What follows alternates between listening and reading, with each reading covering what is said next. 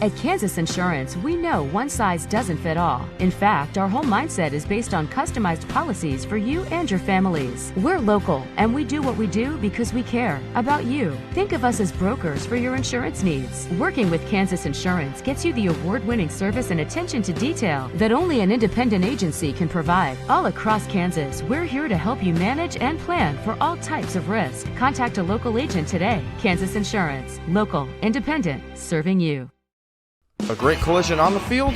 Awesome. An awesome collision on the road? Not so great. If that bad play does come your way, take your car to S&S Auto and Body Shop in Tonganoxie. S&S has been the area's premier auto collision repair center since 1972, working on all makes and models, glass replacement, bumper repair, fiberglass and plastic, color matching, and so much more. And they work with all insurance companies. Get your ride back in the game and learn more at snsautoandbody.com or call 913-369-3193.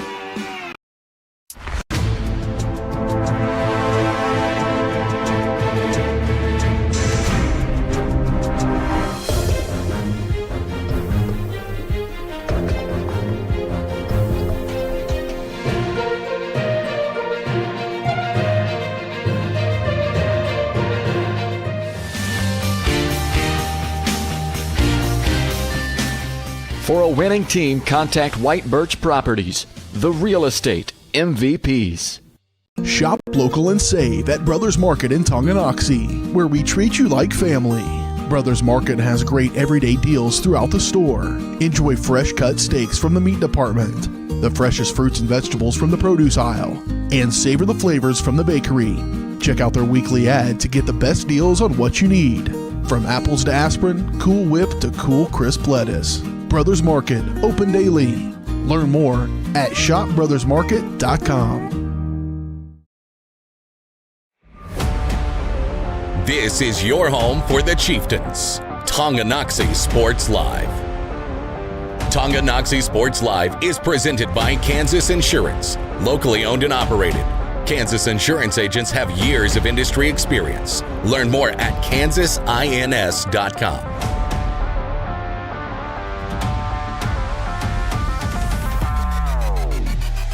Goal to go now. Again, left side. Chieftains have it working. Tanner Hand trying to stay on his feet. Back pedals in. Touchdown, Tonganoxie. This time, Talon's going to go play action. He's going to look for Todd Brown, trying to get behind a defender, and he does! Touchdown!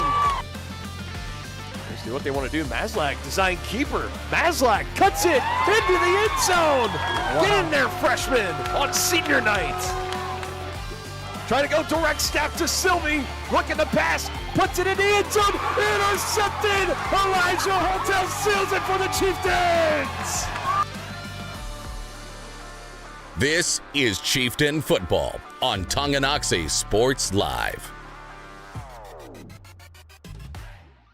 It's hard to believe somehow we have arrived to the 8th and final week of the regular season in Kansas high school football, and boy, do we have a matchup for you tonight. A pair of 4-3 teams vying for a top 4 seed in the playoffs. It's the Chieftains and the Cyclones tonight on Tonganoxie Sports Live, presented by Kansas Insurance. To see how they can help you protect what matters most, call 913-369-6600. Dylan Funk, Dennis Drennan here live at Ottawa High School. And Denny, I think all things considered, everybody was radar watching. Is it going to be a soaking wet Friday night, a cold, windy Friday night? A little bit more cold and windy. We've already dealt with the rain, but despite putting all that aside, we got a great football game on tap here tonight. Yeah, no question about it. The only thing I'd watch out for, it has been raining all day.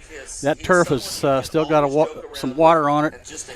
And if the ball touches the turf, it's going to have water on it. So that's the only thing you're going to have to watch out for weather-wise. No doubt about it. As we're here in the S&S Body pregame show. Since 1972, S&S Body Shop has been the place to go to in Tonganoxie for auto body and repair work. Get your ride back in the game. Learn more at snsautoandbody.com. I mean, it's still, like I said in the open, it feels like week 1 was yesterday, and now we're here, but they say time flies when you're having a good time. Yes. It's been a lot of fun covering this Chieftain team this year in Quest, starting next week for the playoffs for their 3rd straight appearance in the sub-state finals. But last week, They did drop a heartbreaker, did the Chieftains last week, 21-17. They fall to Eudora. The Cardinals currently sitting atop of the standings in 4A East. More on seeding watch as this whole time, as the whole night goes along here this evening. But they look to come out here tonight, trying to put that loss behind them and get a win.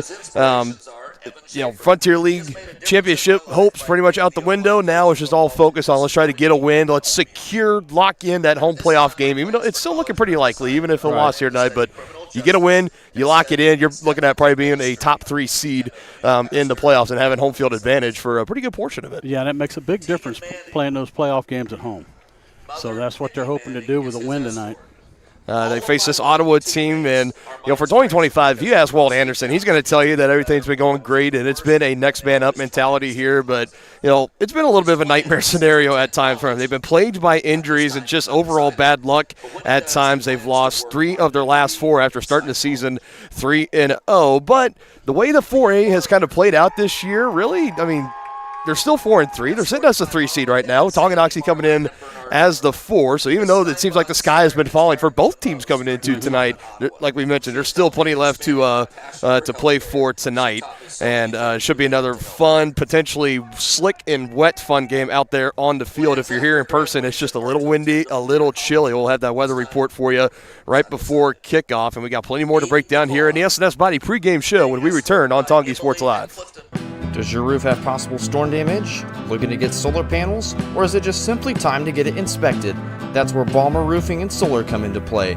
Balmer Roofing has a combined 40 years of experience with JAF Master Elite and Emerald Pro contractors. The Balmer family and their team are ready to give your house a brand new roof or solar panels at an affordable cost with a 50-year warranty. Life has mishaps and they want nothing but your customer satisfaction. Let them prove why so many of your neighbors choose Balmer for their roofing projects. To schedule a free inspection, call 913-845-5252 or visit them online at balmerroofing.com.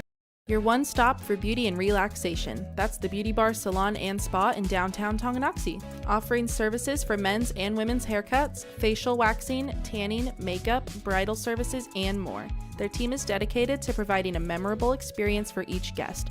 From vibrant styles and colors to soothing massages, they have everything you need to look and feel amazing.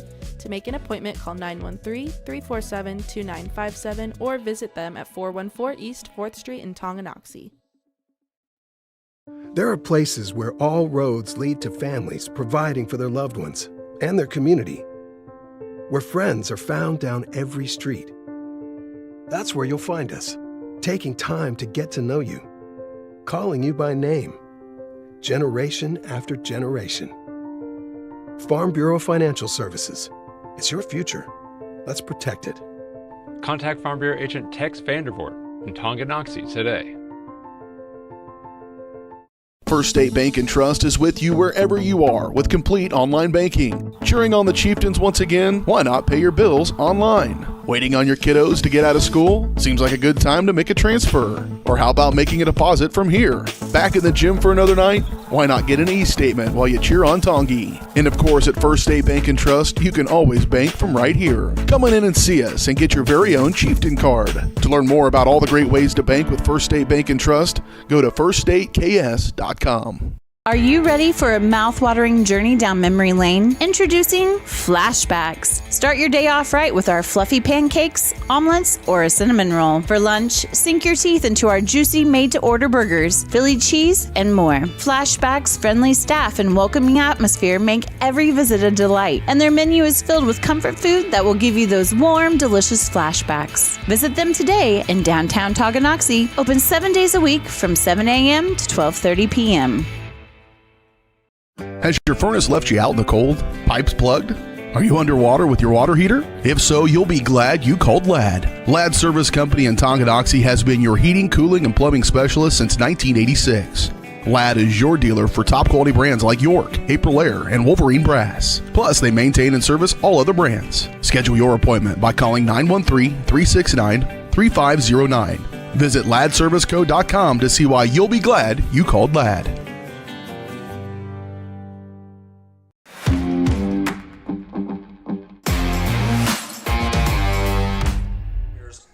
Back here at the SNS Body pregame show on Tongi Sports Live. We are just under 20 minutes to go until kickoff in this one. It is senior night, as it always is, about the final 2 weeks of the regular season. Senior night being recognized here for the Ottawa Cyclones. Pretty big senior class they got. More on that as the night goes on. But real quick, this is a real good time taking a look at our area matchups tonight, presented by Wizard of Paws, Tonganoxie's family-owned pet grooming salon with a combined 48 years of experience. Schedule your pet's appointment today at wizardofpawstongi.com. One little caveat this week, we're looking at everybody competing in 4A East, and right next, the numbers next to the logos, that is the current seed that school has. So Atchison, currently the 5th seed, coming into tonight. They are at home celebrating their senior night against the Wyandotte Bulldogs. A little bit of 6A on the road at 4A in that matchup. Phoenix currently holding the 5 seed. Lansing, the 12 seed, right around that mark where things stand. Chieftains at the 4 seed. If things could shuffle around, might see the Lions next week potentially. They are at home in UKC action. They host the Baser Linwood Bobcats. Sticking in the UKC right there in the middle, Piper Pirates. They have that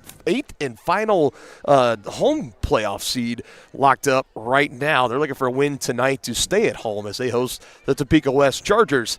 Down a little further south, 13-seeded Fort Scott Tigers, currently the team that the Chieftains would host next week on Halloween in the playoffs. The Tigers on the road at Coffeyville take on the Golden Tornado in the dead last 16 seed right now. The KC Sumner Academy Sabres, they are at home. They host the Lincoln College Prep Blue Tigers out of Kansas City, Missouri. The Sabres currently hold the 11th seed. Bishop Miege, 14 seed on the road at Blue Valley, taking on the Tigers. And the Chanute Blue Comets, a potential sleeper coming into the playoffs, the 6th seed right now. They take on the 2-seeded Labette County Grizzlies. And, Denny, for the Grizzlies, they've been hearing it a lot as far as strength of schedule, and they haven't really beaten anybody. They had a good quality win against 5A Pittsburgh, the Purple Dragons. They had a good win there, and they've just, you play the teams that are in front of you, first of all. But a lot of pundits around, at least local high school media, are not really giving them their flowers as far as being a 2 seed. They're looking to make a statement tonight against Chanute. Should be a good matchup. A little further down south, and we got all of our matchups around the Frontier League. First in 3A, the Baldwin Bulldogs wrapping up the regular season at home against the Osawatomie Trojans. Got the Lewisburg Wildcats in that 9 spot, would be on the road next week at Piper as they are taking on the Spring Hill Broncos. Past few years, that's been the game to decide the winner of the Frontier League. Not going to happen here tonight, at least for Spring Hill, looking to get a win, and maybe if Eudora loses, they get a share of the title. But right now, it's the number 1 seeded Eudora Cardinals off their victory last night, rattled off now 6 straight, 6-1, number 1 seed in 4A East. They host the Paola Panthers, currently in that 7th seed spot. The Schlegel Stallions, Chieftains saw them in Week 9 last year, currently at the 10th spot. They're on the road at Bonner Springs as they are in the 15 hole right now. And for Bonner, still winless this year. Only their 2 wins in the past 2 years, and they have come against this KC Schlegel Stallion team. So we'll see if the Braves can get in the win column before the regular season comes to an end. And, of course, our matchup here, one of the matchups that everybody's going to be keeping an eye on across all Kansas high school football as far as playoff implications and stuff like that. The 3-seeded Ottawa Cyclones and our 4-seeded Tonganoxie Chieftains get our area matchups presented by Wizard of Paws. When we return, we will take a look at the game from last week, give one final recap and analysis before we get you set up for the game here tonight. That's brought to you by the Tonganoxie Public Library. I'll be back after this break on Tonganoxie Sports Live. More toppings, more taste, more value. Gambino's Pizza. You're gonna love it. Taste mouth-watering flavors in our new Chicken Bacon Ranch Pizza. Bring a crowd to feast on our 11 toppings Mobster Pizza. Pizzas with quality meats and a 100% real cheese, like our triple tasty seasoned sausage cravers pizza. Try favorites like pastas, calzones, sandwiches, appetizers, salads, and desserts. More toppings, more taste, more value. Gambino's Pizza. You're gonna love it. For projects big or small, Southern Star asks you to always call 811 before you dig. It's free, easy, and keeps our community safe. After calling 811, a professional will use paint or flags to mark buried utility lines within a few days. And calling 811 is the law.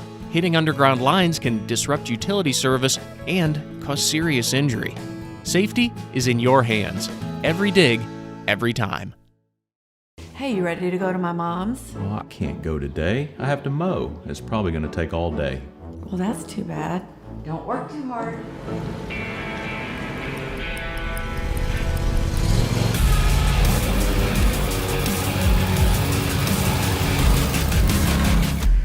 Dixie Chopper. Speed when you need it.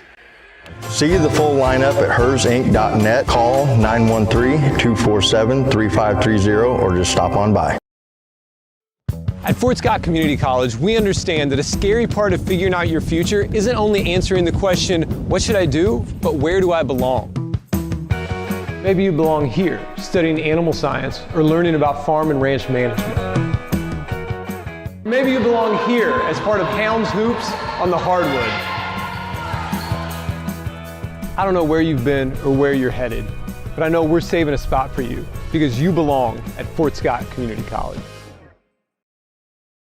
The same look and location of a classic drugstore with the services and supplies of a modern pharmacy. That's what you'll find at the Downtown Drug Store in Tonganoxie. Of course, Downtown Drug is the local choice for your prescriptions and health needs, but did you know they have the best selection of Tonganoxie Pride and Chieftain game day gear in town? And a whole lot more. Cards, gifts, home decor, and even the best way to satisfy that sweet tooth. The Downtown Drug Store. Call 913-369-3800 or visit them online at thedowntowndrugstore.com.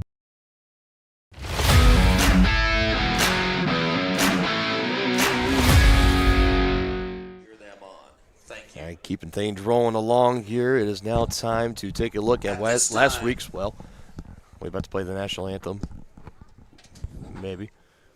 At this time, we ask that you please stand, remove your hat. Okay, so national anthem coming up here. We'll step aside momentarily. Once it's done, we'll go into that game recap and analysis from last week, the game against the Eudora Cardinals, give you some player spotlight for the game here tonight. Starting lineups, keys to the game, and then, of course, kickoff will be coming up here in just under 12 and a half minutes from now. Here's the national anthem being played by the Marching Cyclones of Ottawa High School.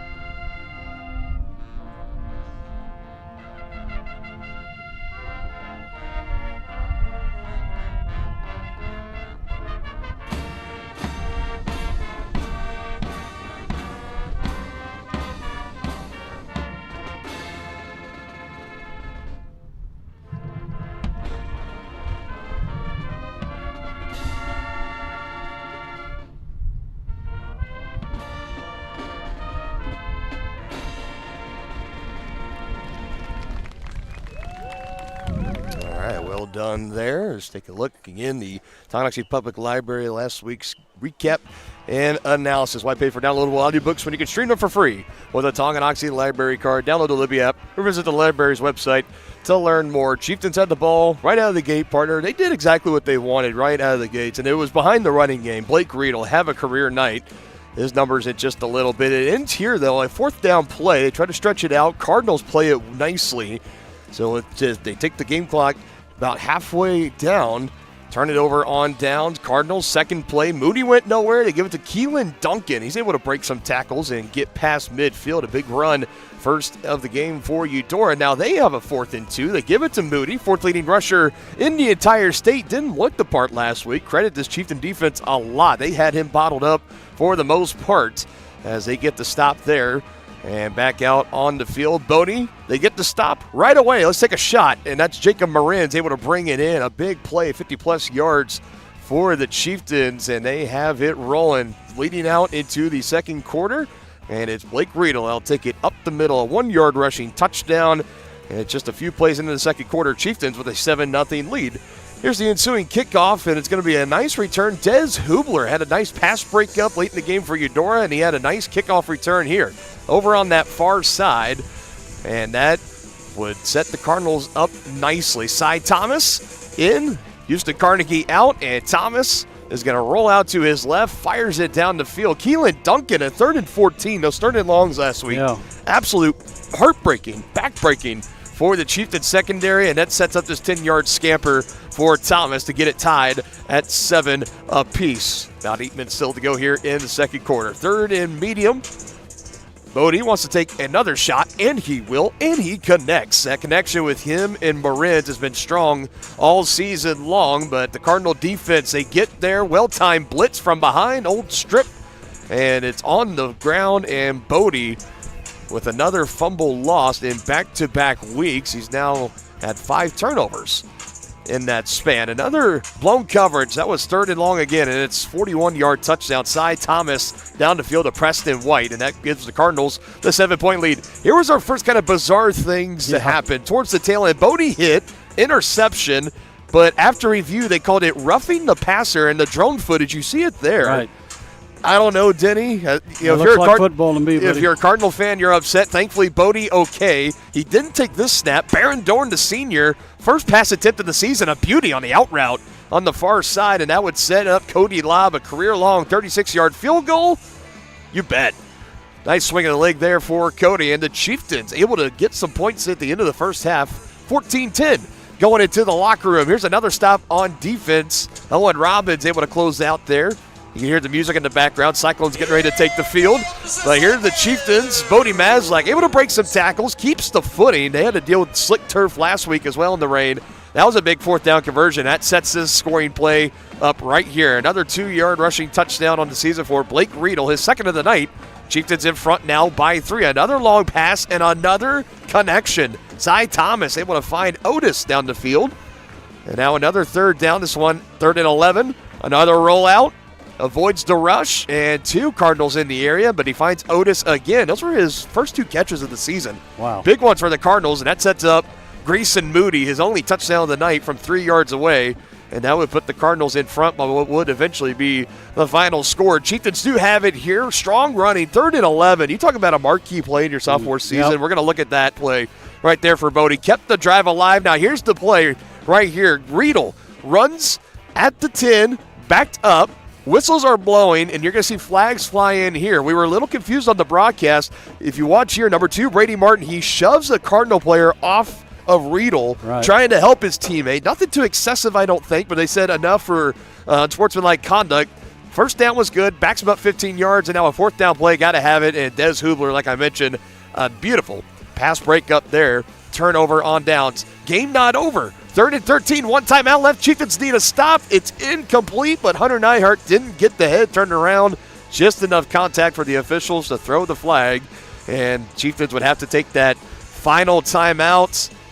Need a stop here, and it is Keelan Duncan that will break through, and that would be the dagger. And that one for the Chieftains. Heartbreaking fashion, they lose it to the Frontier League rival Cardinals, 21-17. And, you know, we're going to mention this a lot here tonight, but that was a game against the number 1 seed in 4A East right now. And you took it all the way to the very end against them, so you should feel good. But this Chieftain team, they're not really one for moral victories. They wanted to get out there and get the win on senior night, especially. Going to be coming in a little extra motivated here tonight, as are the Cardinals, or the the Cyclones, because you know, like we mentioned, it's their senior night now, and they got some key players on the on their side. I do think what it shows, though, partner, is there's a lot of parity in this league this year. Sure, especially in 4A. Yeah, especially in 4A. There's a this is the year, if you could take Bishop Miege out of the equation, this is truly a wide open. As far as contenders, anybody can win it. Of course there's going to be Miege there, and of course there's these other teams that don't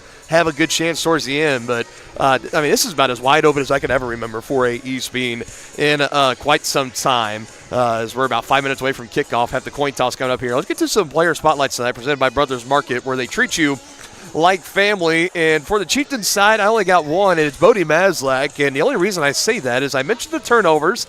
You know, they're not a problem until they're a problem. Yeah. Right? 5 turnovers in the last 3 weeks. He had 3 interceptions against Bonner, and then a fumble loss against Baser Linwood, and then last week against Eudora.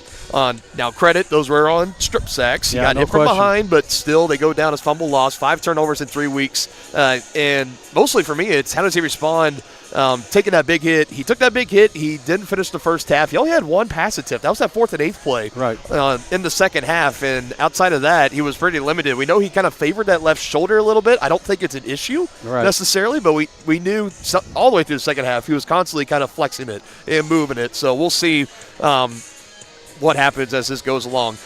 For the Ottawa Cyclones, linebacker Chase Myers, you're going to be hearing his name a lot tonight, the leader on that defense, leading tackler for Ottawa. 2 weeks ago here on this home field, had a pick 6, 2 sacks, and 10 tackles in a 39-0 win against Bonner Springs. And he leads this Ottawa defense, who comes into tonight only allowing about 15, 16 points per game this season. And they got another high-powered offense in the Chieftains. Still have their plates full.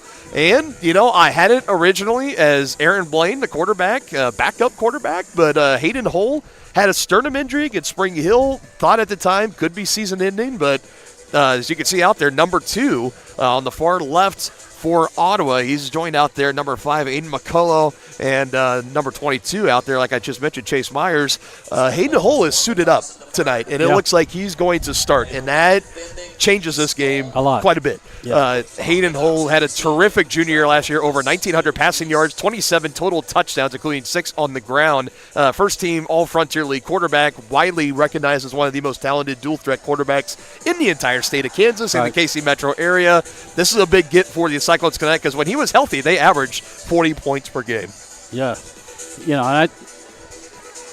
When you have a quarterback like that, it just changes the whole dynamic of the game.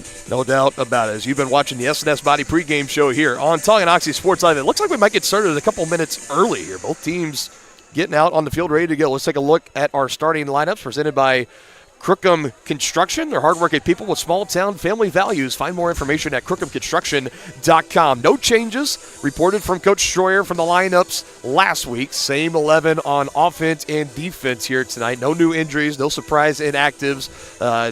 You're still without Elijah Holthouse. You lost Joel Murray early in the season, so a couple of injuries that the Chieftains have been battling. But for the most part, those underclassmen to get the step in, they've done well. They're going to need them here tonight again in this matchup with the Cyclones. Taking a look at the weather tonight, rainy all day long, and even when we were starting to set up at about 5 o'clock, it was not heavy rain, but it was just misty, enough to kind of just make it feel like not so great outside. But 51 degrees here at kickoff, rain all throughout tonight. It's dwindled down. I had it at 24% this morning, but it's dwindled way down. I think we're probably at like 10% or under now at this point. Looks like it's going to be a clear but cool, windy night for football. Yeah, I think it's not going to start raining again until about 10 o'clock tonight, which the game should be over. For sure. And your Grounded Weather Report presented by Grounded Coffee House. Serving great coffee with an even greater cause. Follow them on Facebook and check out their website, groundedcoffeehouse.Tonganoxie.org. Again, there was still about a minute and a half up on the – oh, my goodness, we just had the white hat take a tumble. He got tangled up with Owen Robbins. I guess Owen is getting the point across to saying, hey, make sure those calls are – make sure we get a couple of those tonight here, ref. Yeah. Completely incidental. And credit to the ref. He took it like a champ. That was great. Did. Popped up right off on the turf again. Ottawa going to be kicking the ball away. Chieftains with the ball first, so Cyclones will get it to start the second half here tonight. Denny, about real quick, some keys to the game brought to you by First Security Bank. What are you looking for tonight? Yeah, the biggest thing I can think of is our defensive backfield really had a bad week last week. So I'm hoping that we can come together with a better game plan tonight and better coverage. We had several guys with blown coverage completely. So that's my biggest key to the game tonight. And with Hull starting, they're going to sling the ball around regardless if Hull was starting tonight. Hayden McCullough is going to be running around there. Got to know where he's at all times, along with everybody else in that receiving core. Booted away. Here we go. Return from just inside the 20. Going to peel it out as he crosses the 30-yard line. Kipton Harder yanked out of bounds. Number 12, Jace Morning, one of the many seniors on this squad for the Cyclones. 10-plus they bring in on the season. And here we go. 2 top 4 teams in 4A East. It feels like a playoff matchup a week before the playoffs. Very fitting. And I think for the Chieftains, again, you want to get that ground game going, but you can't be one-dimensional because they'll stack the box on you. Chieftains nearly 200 rushing yards last week in the close loss against Eudora, and they start on the ground here. So going back to the end of that game last week, that's now, I think, 27 rushes in their last 28 plays on the ground, Denny. I mean, this is something, and you can look back and say, well, what's changed maybe recently is from going to having a balanced look to now a more run-heavy look. Right. You pinpoint that Bonner game where Bodie had 3 interceptions, maybe. I don't know if that has that big of effect on it or not. We'll just have to kind of wait and see. Riedel on the ground, his first carry gets 3. Now Harder going to be in motion left to right. On the ground again, trying to find an opening. Gets past the line of scrimmage, bulls his way through. Strong running. Gets some good blocks along the way. Needed 7, got 7, and that's a Chieftain first down. Over the right side.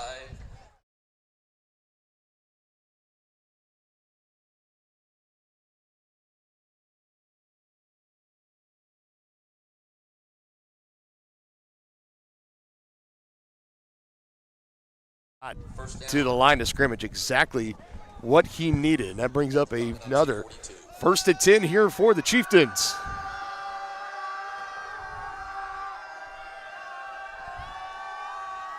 On the ground, up the middle again.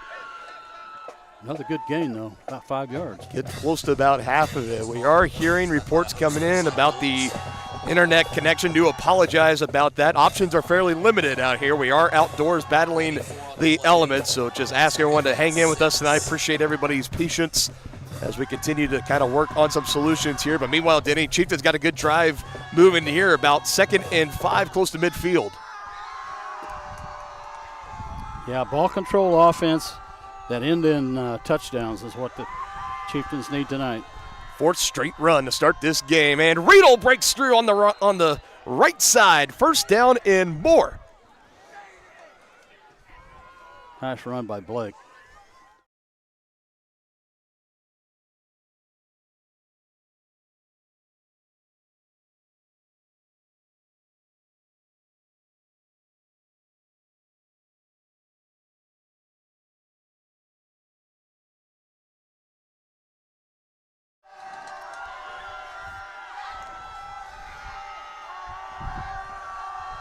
On the ground again. This has been a rush-heavy offense the second half of this season. I think that time they might have went to Paxton Summers, I believe, got the carry there as he runs into Chase Myers of the Cyclones. And a gain of 3.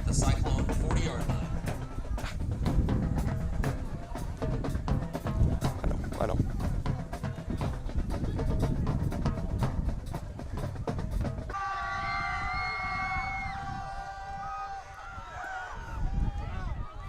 Another one hit hard up near the second level. On 2nd and 7, he gets another first down. Quarterback Bodie Maslak keeps the ball in the middle. I'll say Bodie that time kept it. It's enough for a first down. And the Chieftains, they just continue to run the ball down the field as we close in. 9 minutes still to go here in this opening quarter. About 3-minute drive thus far. Yeah, nice job there by Bodie. He was able to fool the Cyclones. They bit on the fake, and he was able to take it up the middle. I do apologize about any delays, hiccups with the internet, folks. Continuing to work on a solution for that. Meanwhile, Silas McCloy, welcome into the ball game here for Silas as he gets a carry there.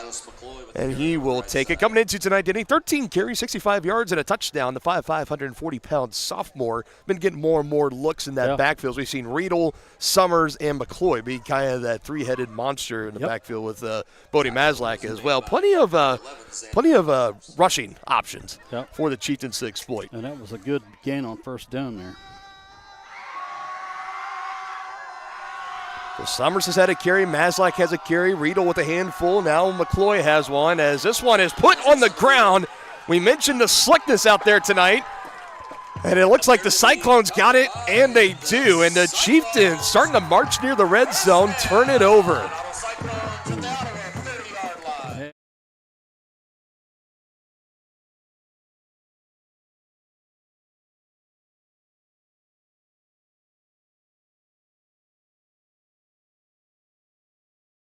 Over it, and our first turnover of the game.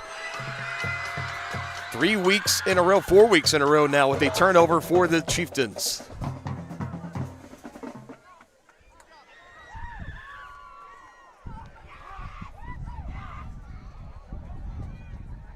That brings out Hayden Hull in this offense for the Cyclones.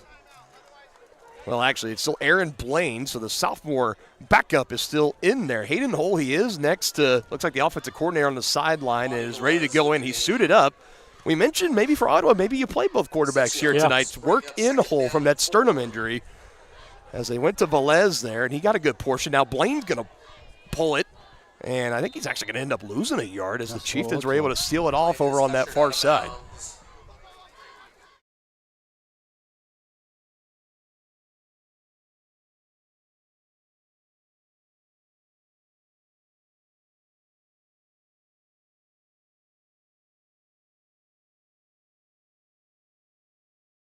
A definite passing down. Down in distance here. Blaine, pressure, now throws, finds his man, Chaden Knapp, the fullback, coming out of the backfield. You don't see fullbacks issued very often as a prime receiving threat, but Chaden Knapp is just that for the Cyclones as he gets the conversion there.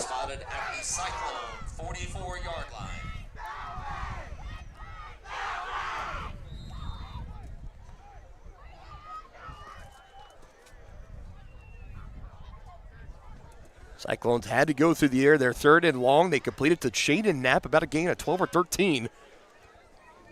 As they start to get near midfield. And another handoff to Velez, who was met in the backfield. Paxton Summers got his hands on him first and eventually just able to pick up 1 yard.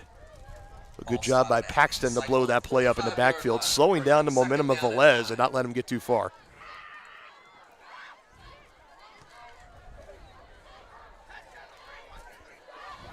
And Phil's taking a look at everything on my end. It's showing that connection-wise and everything that we're good, we're rolling. So hope things continue to stay that way here tonight as penalty flags will come in.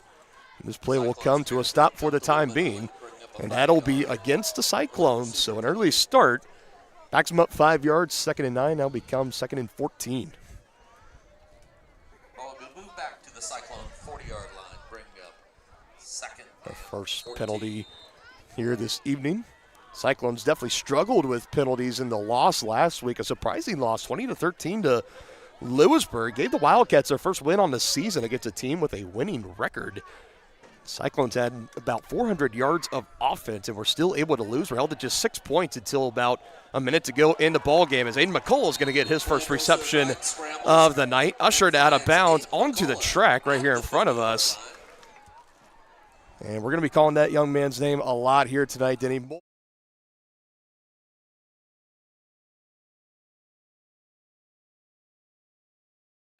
Just need the graphic to go down. There we go. Much needed completion there, 2nd and 14. It's a gain of 10, so 3rd and 4 right at midfield. And again, the defensive backfield was playing way off. He was wide open.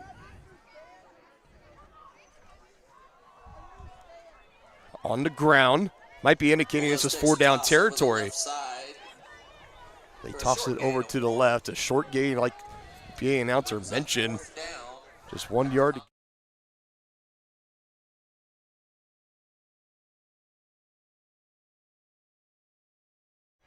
Longtime head coach Walt Anderson still at the helm here for Ottawa, known as a program builder. Definitely has done wonders here in Ottawa. We'll get more on his info as the game goes along. I'm surprised they're in their midfield, 3rd and 4. They run it on the ground. Usually an indication says we got the confidence in our offense that we're going to go for it on 4th down. But well, they're going to try and pin the Chieftains deep.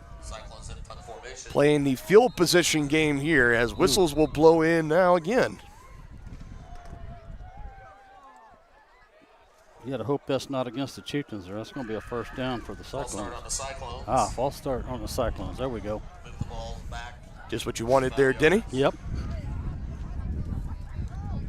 2 penalties on this opening drive for Ottawa, and definitely, even if you're entertaining a fake punt scenario there, I think that penalty there, it's going to pretty much take that out of the books. Yep.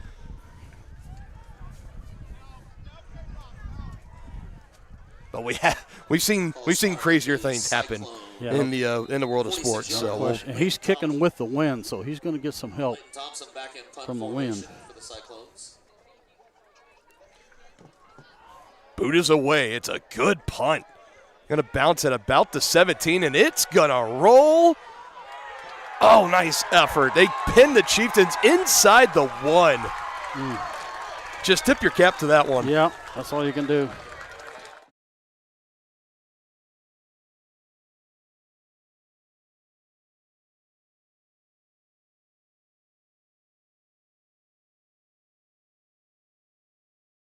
And for Ottawa, now you're forcing the Chieftains, if they want to score, they're going to have to go even a little above 99 yards down the field to go. Go 99 and a half. The longest play from scrimmage is 90 yards on the season for the Chieftains. That was a touchdown for Kipton Harder.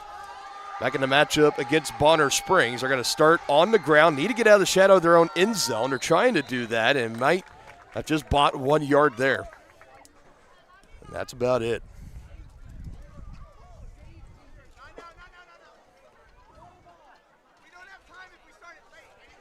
With the run over the right side for a short gain of 2 yards. Ball spotted at the Tonganoxie 3-yard line, bringing up 2nd and 8. So actually give him 2 on that carry from the 1 to the 3.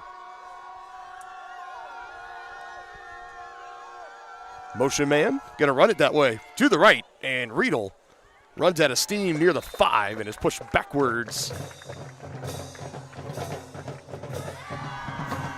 3rd and long up next.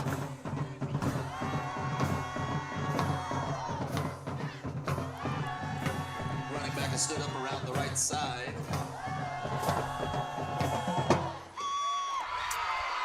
Just have to see if the Chiefs just want to take a chance and throw it here, or if they're going to just keep it on the ground. And I mean, they haven't had a passing attempt here tonight. They only passed it once in the second half last week. 3rd and 6 from the 5-yard line. 3rd and 6 deep in your own territory. Play action. Bodie on a dot. Marins. Man in the secondary fell down. That's going to allow Jacob to get around the edge. Look at Jacob go. Past midfield. Big play here for the Chieftains. And they did throw. Jacob Marins with the reception.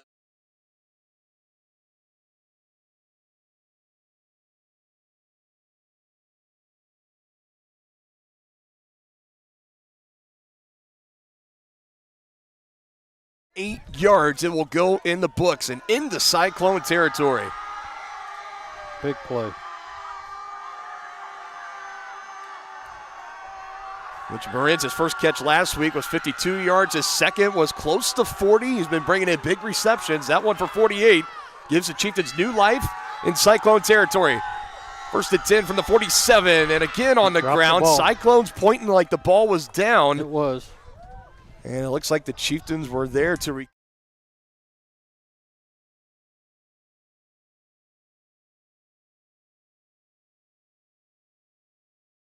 recover.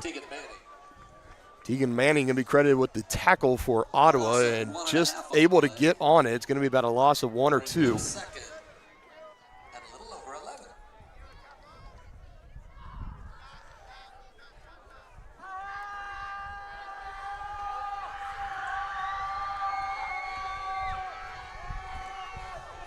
Pulled. Maslak up the middle. Nice run for Bodie. Going to make it a 3rd and manageable here at least.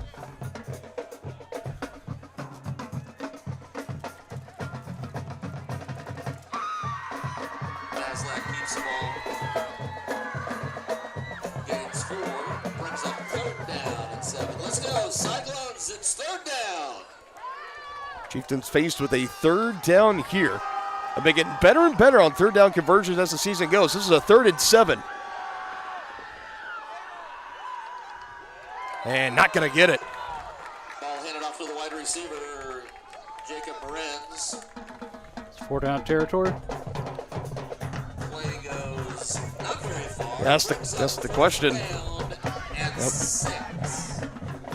the Cyclones. They tried to go to Marins on that little end around play, and he just could not get anything going.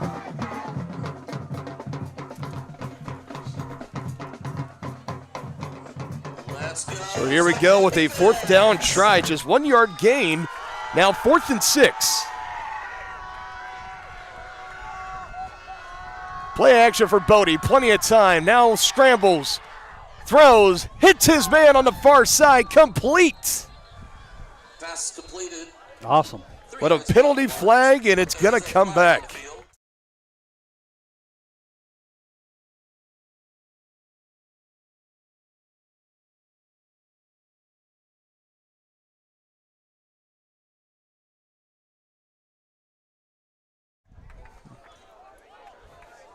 I think they called holding. They haven't officially confirmed. Now they're going to say it's holding.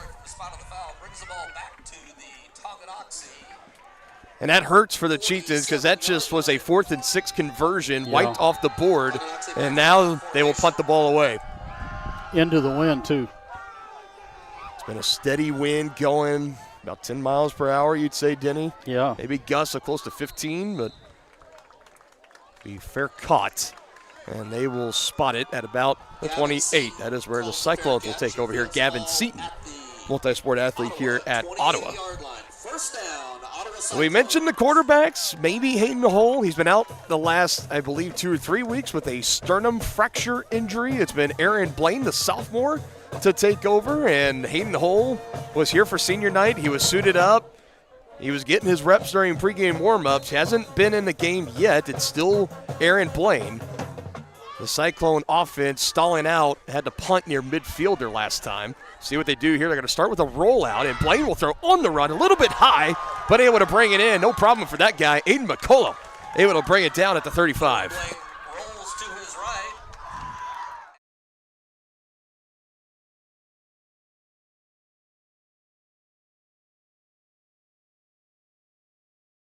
Prize seeing McCullough bring that last pass in. It's the all-time leading receiver in Ottawa Cyclone football history. He was the single-season record holder last season. He crossed the mark for all-time career earlier this year. As Blaine, under pressure, Roman Holthaus was in his face. Just has to throw that over into the Ottawa sideline. Incomplete, about 3rd and 3, still from the 35. First incompletion tonight for Blaine. 3rd down and 3.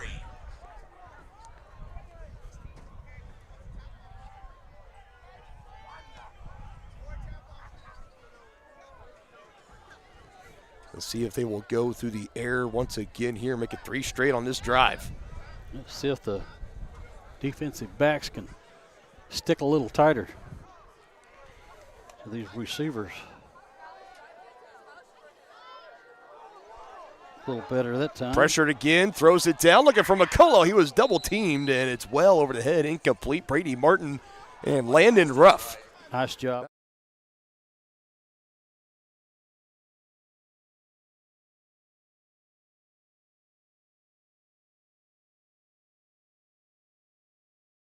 It's got, the tools in the toolbox. He's essentially looking a lot like if we went back 2 years ago when we first saw Hayden Hole. We said, this kid, he's got the arm strength. He can move around. He can run it with his legs. He just has some shaping up to do. He's a sophomore quarterback. That's exactly what he's looking like. His 3rd varsity start as a sophomore. As Blaine throws that one incomplete, and after the quick completion to Aiden McCullough, this drive will stall. And now a bad punt. Still going to take a bounce, and they will mark it at the 41, where the Chieftain offense will be back out. Yeah, good field position. Tonganoxie 41-yard line. There's 30 seconds left to go in the first quarter. Good deal. Again, Dylan Funk alongside Dennis Drennan. Probably got one more play here in the first. Again, apologies for the early delays or hiccups with the picture, but it sounds like everything is getting better as we go. So appreciate you guys watching along. One of the most dedicated fan bases, and we get the privilege of covering Chieftain athletics and getting to know all these families, everyone, Denny. It's great for everyone that's watching along here tonight. Continue to reach out to me if any more problems pop up as the Chieftains will go on the ground. Riedel met at the line of scrimmage, no gain. And for Tongi, might just let this one melt down to the second quarter.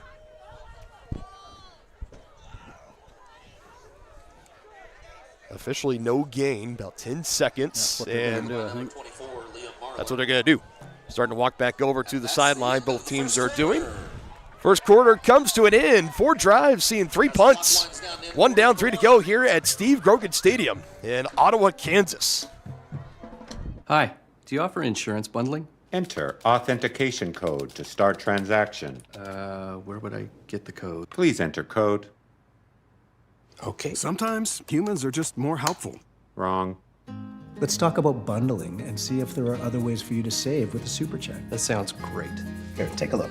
Farm Bureau Financial Services. It's your future. Let's protect it. Contact Farm Bureau agent Tex Vandervoort in Tonganoxie today. At Fort Scott Community College, we understand that a scary part of figuring out your future isn't only answering the question, what should I do, but where do I belong? Maybe you belong here as part of Fort Scott Community College's John Deere Tech program. Maybe you belong here as part of the perennial playoff-bound Greyhound baseball team. I don't know where you've been or where you're headed, but I know we're saving a spot for you because you belong at Fort Scott Community College. Hot out of the gates here in the second quarter. Again on the ground go the Chieftains. They've been getting a lot of carries in that backfield. They went no gain to Riedel on the first try. They give it to him here again. Or Silas McCloy, that is, got the carry, and he was able to burst through. He got a good 6 on it. Yep. 7 yards, 6 yards, bring up 2nd and 4 from a Cyclone 47-yard line. Now the Chieftains another 3rd down here, 1 for 2 so far tonight. Here's a 3rd and 4 as Bodie rolls out, throws, and a flag's going to come in. And I was going to say, if that wasn't pass interference, I'm not sure what is. Got a clean tug of the jersey on Marin's. Well, and not only.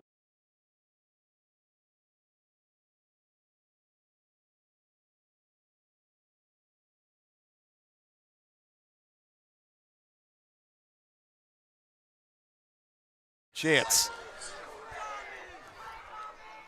That's a fresh set of downs for the Chieftains. 3rd penalty of the game for Ottawa. Their first, the first 2 were just false starts, illegal procedures, 5 yards apiece. That one costly 15. And that's going to move the Chieftains well into Cyclone territory as they will spot this ball nose at the 38.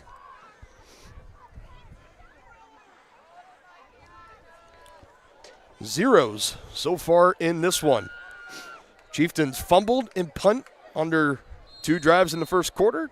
Cyclones, punt, punt. It's kind of on a night like this where it's cold and windy, maybe a little bit wet and slick. You can expect a stat line to look like that.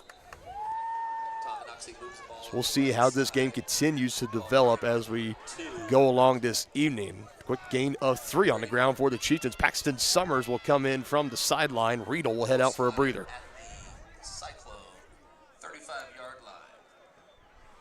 Fourth play of the drive coming up here for the Chieftains. And Riedel, we mentioned that career game he had last week, 28 carries, a career high, 156 yards, average 5.6 yards per carry, and 2 touchdowns. Was kind of held quiet the first couple of weeks before that, really broke out last week. Now Paxton Summers hits a gap over on the left side as he is stopped at the 30. That brings up 3rd and short. Paxton Summers takes the ball over the left side.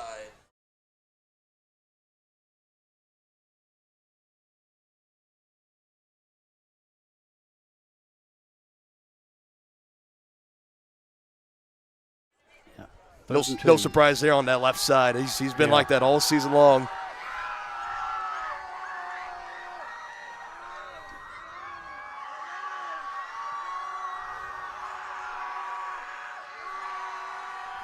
Third down and 2. Yeah, he's not going to get it. I think they're going to say he lost about a half yard. Yeah, I believe this is 4.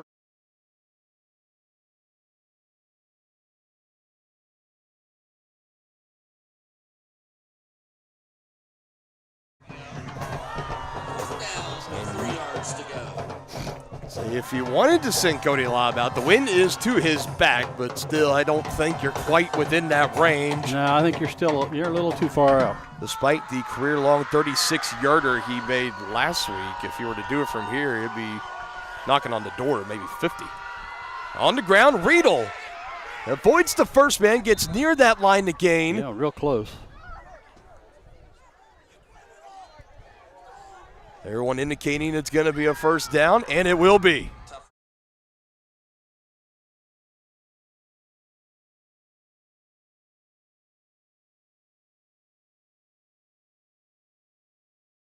Drive will stay alive for the time being, Denny. Yeah.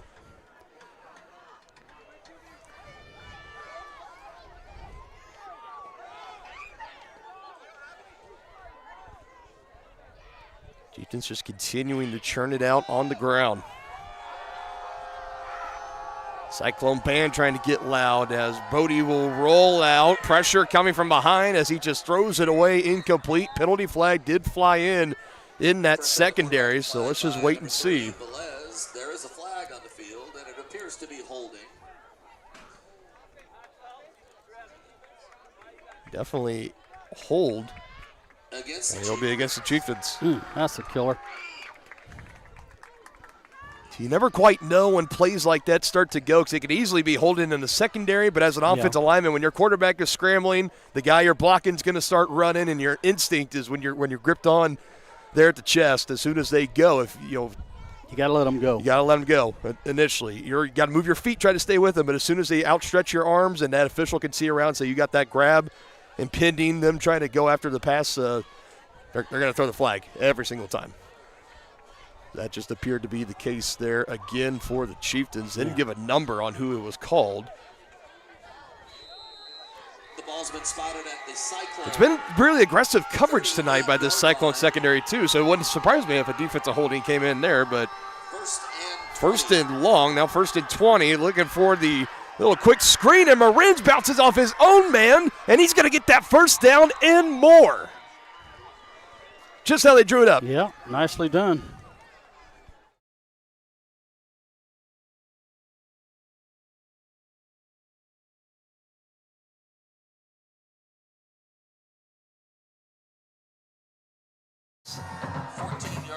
Nicely done there for the Chieftains.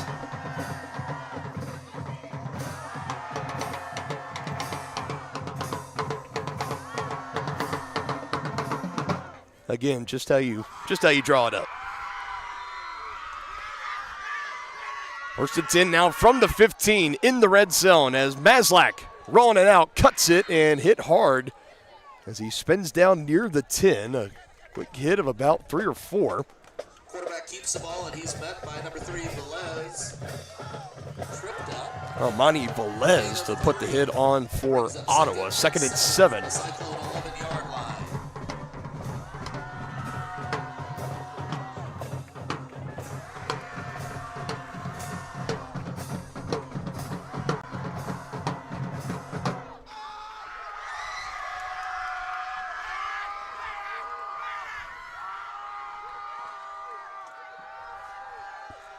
Second and 7. Cyclones bluffing blitz, and it looks like just getting a man to move. As I think the right tackle, number 62, Hayden Overmiller, just moved. They shoot themselves in the foot again. 2nd down and 12 yards to go. Just that slight flinch. That's all it takes. It's tough being an old lineman sometimes. You got a big grown man creeping up to the line, got to come full speed at you, and you flinch. It's just a quarter inch or so, and a flag's going to come in. It's tough sometimes. 3rd penalty of the game for the Chieftains. Both teams with 3 penalties as we're under the 7.5 mark in the 2nd quarter. 2nd and 12 now. Bodie over the middle, caught. Brady Martin fighting, stretching it out. Touchdown Chieftains.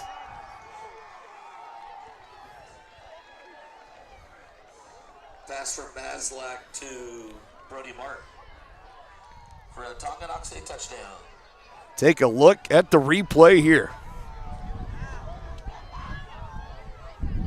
Nice pass over the middle. Martin able to go through contact, and he gets the first score of this ball game. And needed it after that last penalty, too. That looked like could be a potential drive killer, and instead it sparks Bodie to find Martin about 17 yards for the touchdown. 2nd receiving touchdown of the season for Martin. Flag on the Extra play. point good. Flag does come in. If it's against Ottawa, imagine the Chieftains just decline.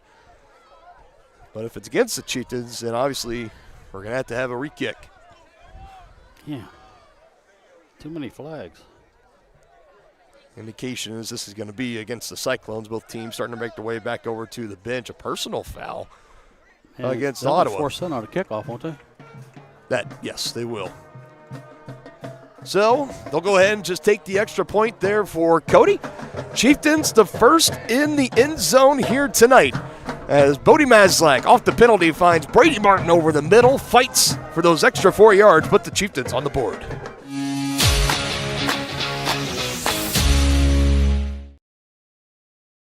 Up your lawn care game at Hers Inc. in Spring Hill. We have one of the area's largest and most diverse selections of lawnmowers, including top brands like Altos, Bobcat, Gravely, Dixie Chopper, and Red Max. Quality built machines for any size job. And when you get your mower at Hers, we offer full service and repairs covered by your warranty. From the backyard to the back 40, the all-star lineup of mowers at Hers will make you the captain of the lawn. See the full lineup at hersinc.net. Call 913-247-3530 or just stop on by. Hers. And Chieftains the first in the end zone. That first play of that scoring drive came in the first quarter, the final play of the first quarter, and they take it down the field. And they were able to punch it in 7-0. They have the lead over the Cyclones. Ottawa, 2 drives into this game and have all ended in a punt. Mentioned that last 15-yard penalty on the extra point try. Chieftains were going to have the try be good. They're going to enforce it on the kickoff here. So this is teed up at the Ottawa 45-yard line. And Cody Lobb is going to have a chance to put it possibly in the back of the end zone. So he puts a boot into it, and that's exactly what he does. There's the touchback.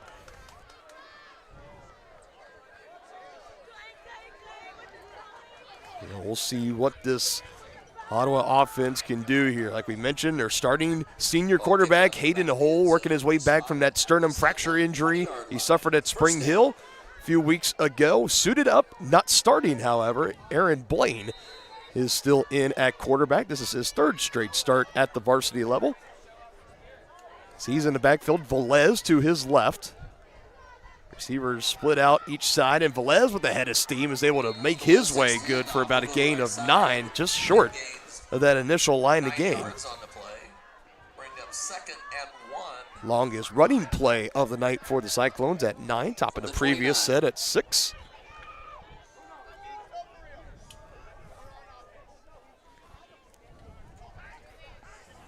Haven't had any timeouts or anything. This game's been going along like a cool breeze, no pun intended. Little brisk and chilly here tonight in Ottawa. I feel like we kind of brought it upon ourselves because we've been talking about it. It's been fairly warm this season. We had hoodies on in week 1, and it's been shorts and polos the rest of the time until tonight, because we've been talking about, man, we would just do anything for a little bit of fall weather, and Mother Nature said, okay, here you go. With the wind chill, it is under 50 degrees here tonight, and Chieftains coming across will give a free 5 yards. The penalty bug bites them again. Teams just continue to. They just trade penalties. Tongi has a penalty, then Ottawa gets a penalty. Both now with 4. Our PA announcer tonight has a little bit of a sense of humor. Don't necessarily mind that. Saying Chieftains a little too eager that last play. Coming across 1st and 10, now becomes 1st and 5. Been right around this mark in between the 40s that the Cyclones have stalled out, as flags will come in and halting this play. Offsides. So you go from coming across too early to lining up over the neutral zone, encroachment, offsides, whatever you want to call it. Cyclones get a 1st down without running a play. That's it. Yep. You beat me to it, didn't you? Something you just cannot really afford to do here tonight is help out this Ottawa team. They're already can be an explosive offense. We mentioned the first 3 weeks, they put up 40-plus points when Hayden Hole was healthy, and they still have explosive key pieces out there, just have had trouble working in the now making his 3rd start, sophomore starting quarterback Aaron Blaine. Here's Velez, just gets a big stiff arm, and Brady Martin eventually able to trip him up. And Velez able to rip that one off for a gain of 11.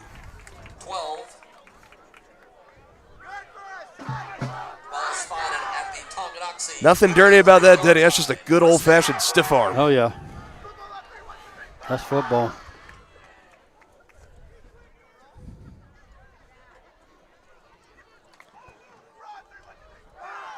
And Velez has been filling in. The Cyclones have been without their starting running back, the sophomore Julius O'Brien. Velez has filled in nicely as they continue to feed him as he crosses the 40. Met with resistance as the Chieftains able to drive him backwards, just hold him to a gain of 3 this time. Velez with the carry to the 39-yard line. Brings up 2nd and 6. Velez, who had a big 18-yard touchdown with under 30 seconds to go in the game last week to give the Cyclones a chance to at least try an onside kick to maybe recover the ball and then put up a prayer to try to pull off the late upset against Lewisburg.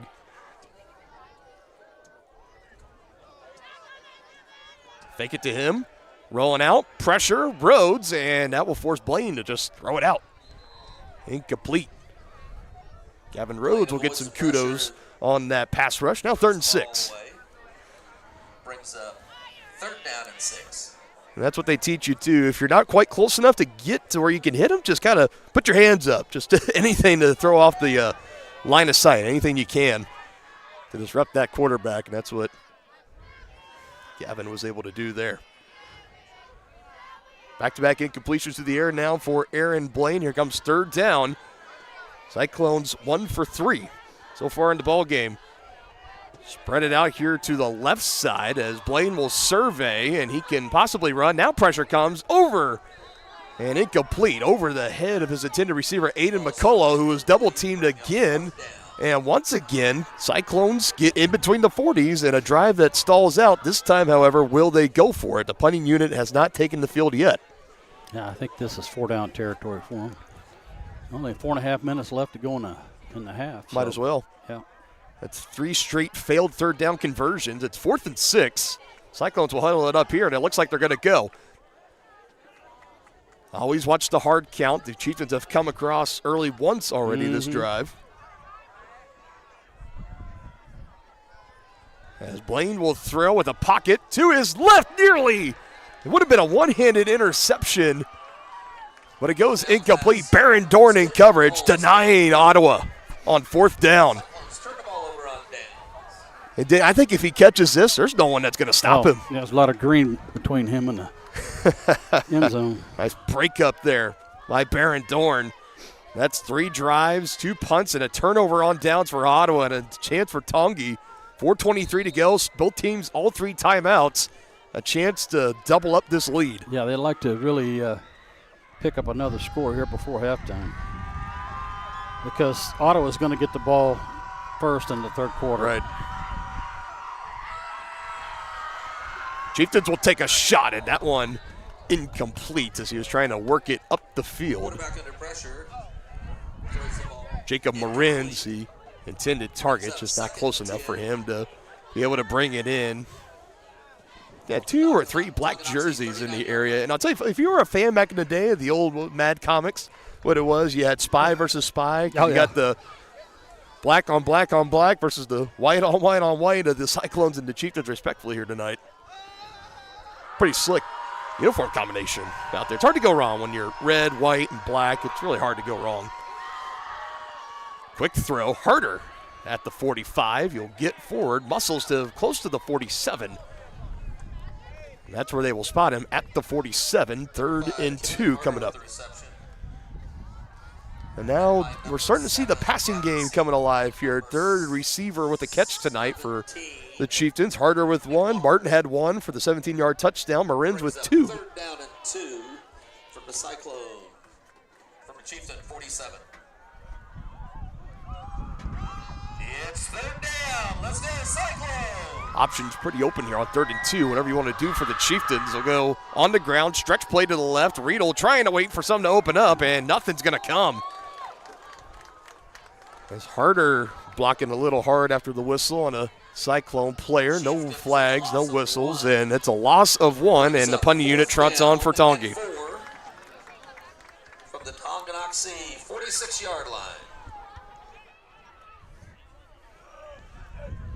Let this clock run down if that's what they need to do.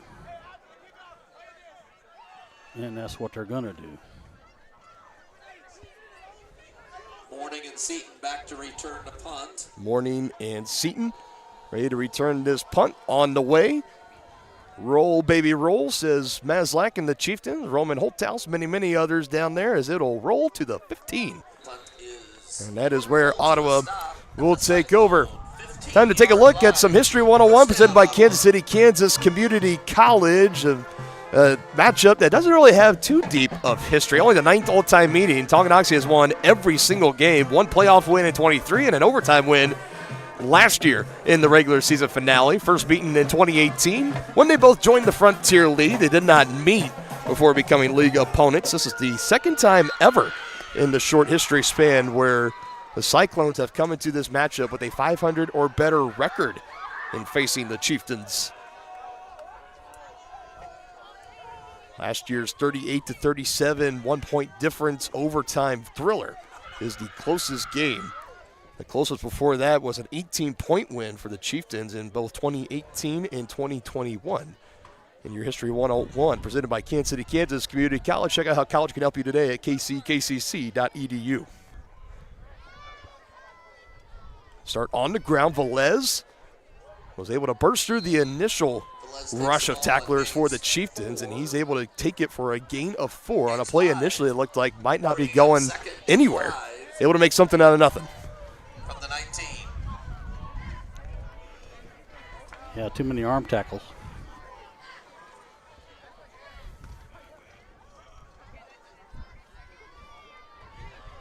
That 17-yard touchdown for Bodie Mazlak to Brady Martin, the difference in this one. Here's a quick throw down the line on the far side, able to get some blocks in, running hard past the 30.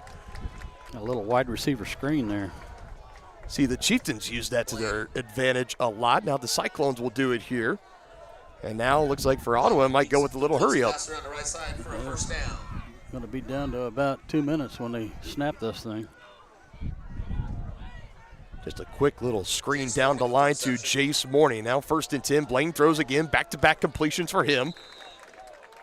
As he's able again to find it down the field. This time Cade Osborne able to bring it in for a good about 7-yard gain.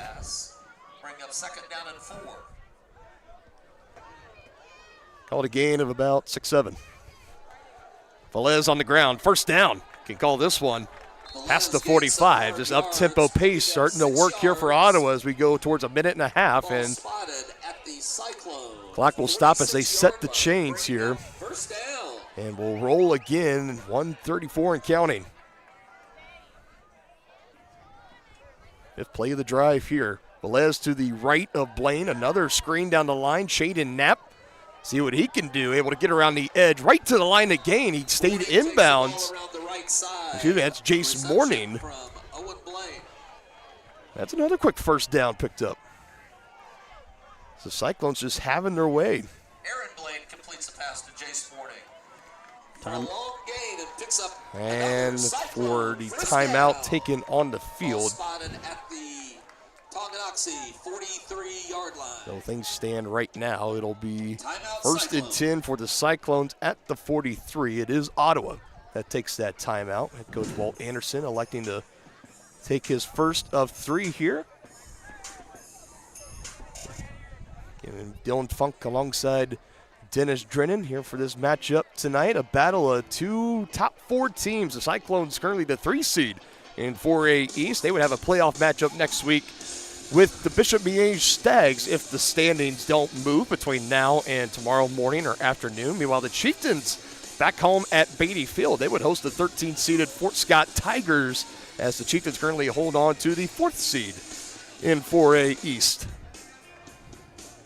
Win tonight guarantees a home playoff game next week. A loss, still pretty likely, but you just never know. A win, you lock it down, don't have to worry about it. Back through the air, Blaine wants to go 1st and 10. Cyclones have it going. This drive, and he throws it down the field, and it's intercepted, but a flag comes in. I think they're may get him for pass interference before the interception. We'll see. Holding. Flushed out by Golba.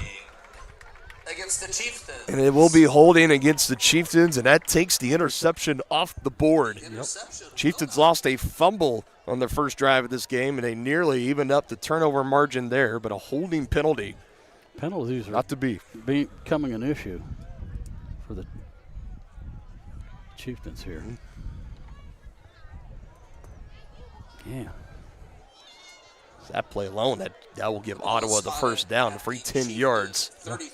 From the 43 to the 33, knocking on the door of the red zone for the Cyclones. Ottawa still with 2 timeouts. Chieftain defense shuffling late there at the end. A handoff to Velez, able to have a window and takes it to the 29 as that Cyclone sideline saying, hurry up, let's get to the ball. Clock continues to run, now under a minute here in the first half. Still 2 timeouts in the back pocket for Anderson and the Cyclones. And they'll take one here, going a little bit too slow. That will leave Ottawa with 1 remaining.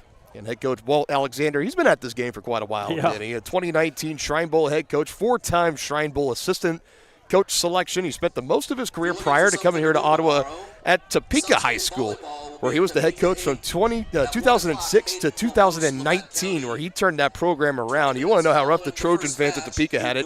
They had losing seasons, didn't he? In 23 of their last 24 seasons and 11 straight prior to his arrival in 2006. He was able to take them and turn them into a consistent winner that posted 8 straight winning seasons in 10 in his last 11 seasons. And he led Ottawa last year to their first playoff win since 2016, a 31-7 home win over Piper. And he had the Cyclones locking up a guaranteed winning season here tonight for the first time in since the back-to-back time since 2015 and 2016. Safe to say they're starting to turn things around down here in Ottawa. No question about it. 1 timeout remain, high snap as Blaine goes back to get it, has plenty of green grass, will elect to run and trying to get out of bounds. Paxton Summers hot on his heels, will escort him out. And when it's all said and done for Blaine, I think he just got back to the line of scrimmage. Nothing more. 3rd and 6 here. Blaine scrambles around the left side. Brings up 3rd down. Only the second official rush for Blaine. He was -1 on his first attempt, so that no gain will keep him at 2 carries, -1.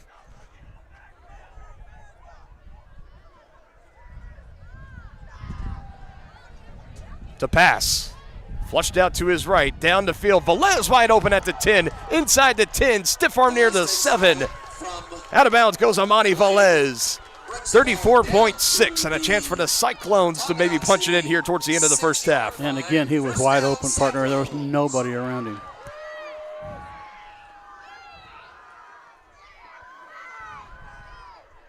The ball is spotted at the Tonganoxie 7-yard line. 1st down and goal from the 7. Velez not known as a running threat or a receiving threat per se. Obviously a running threat as a running back, as they'll give it to him here. Starts right, cuts it up the middle, pulls over a defender, and he's in for an Ottawa touchdown from 7 yards out.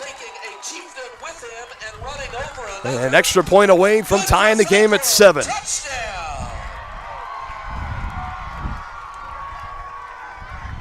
His 10th carry of the ball game. That one for Pay Dirt.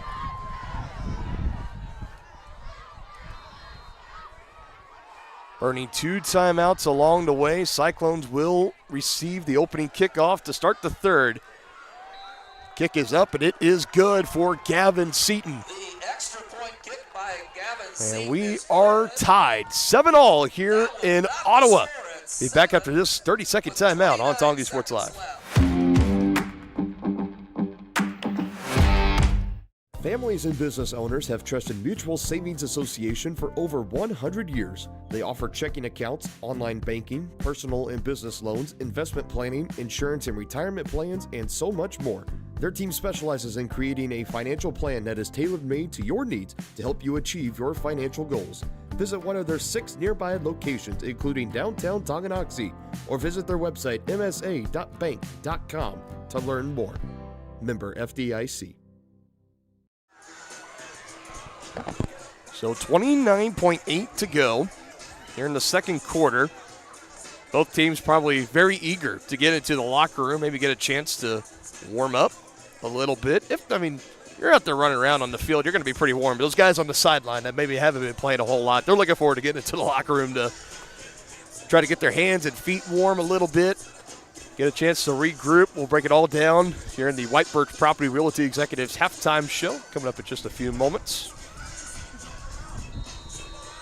Jumping around here in Ottawa, 7-all to a 7-yard rushing touchdown from Amani Velez, as the kickoff will be bobbled and returned at the 30 for the Chieftains over on the far side near the 40.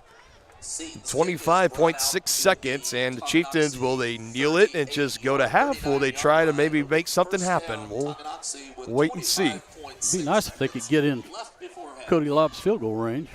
Did the Cyclones take a We invite you to stay seated. I think Ottawa just burned the third and final timeout. We invite you to stay seated. Oh, they did. For a performance by the Cyclones All right. dance squad, and then a performance by the Ottawa Cyclones. So not even going to wait and see what the Chieftains come out on the field with before taking the timeout. They're going to call it after the initial return.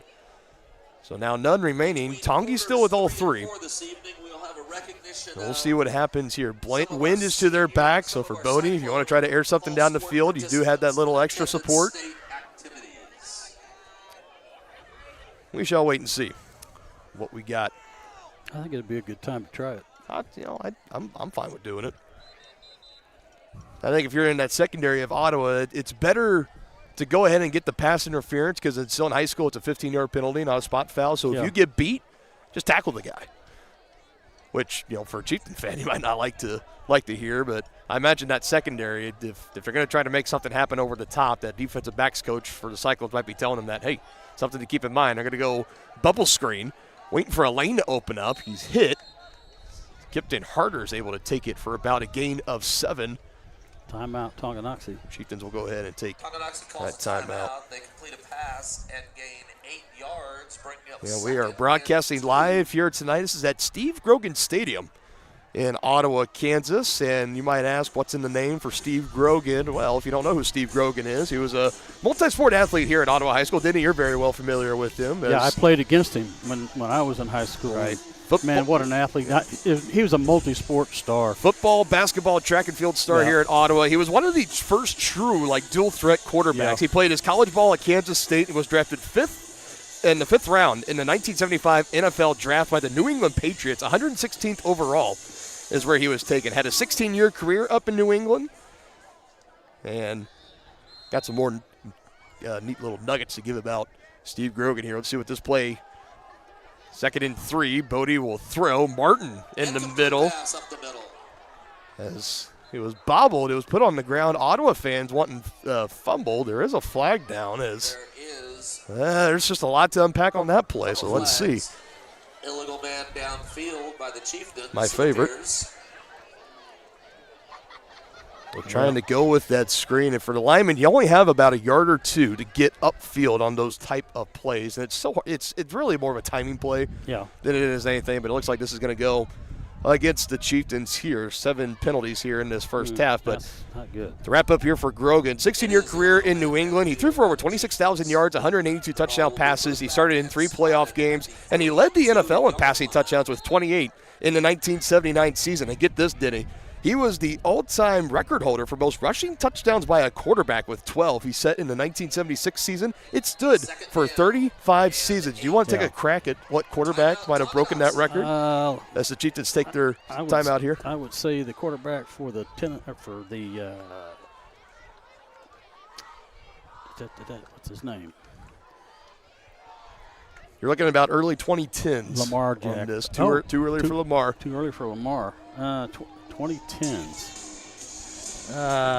2011 season. This player did it. Won NFL Rookie of the Year. That would be Cam Newton of the Carolina Panthers. Cam Newton, yeah, that makes sense. He had 14 rushing touchdowns in 2011 on the way to winning, like I mentioned, that NFL Offensive Rookie of the Year award. But Steve Grogan, Ottawa native, holding an NFL record for well over 3 decades until a guy like Cam Newton, as a phenomenal player as he was finally able to break that record. And I think Lamar probably is in there holding that record. I was surprised Michael Vick maybe didn't get that record.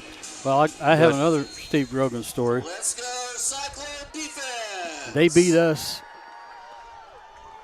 my senior year and went to the state finals. As Bodie will be flushed out, Trek from behind.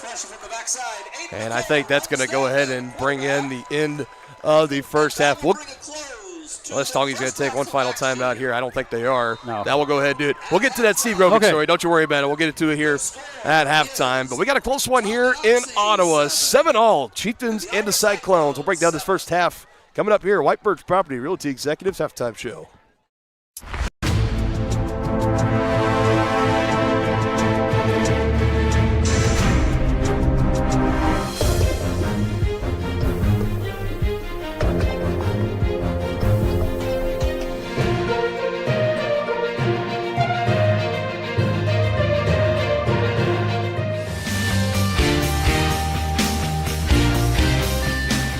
For a winning team, contact White Birch Properties, the real estate MVPs.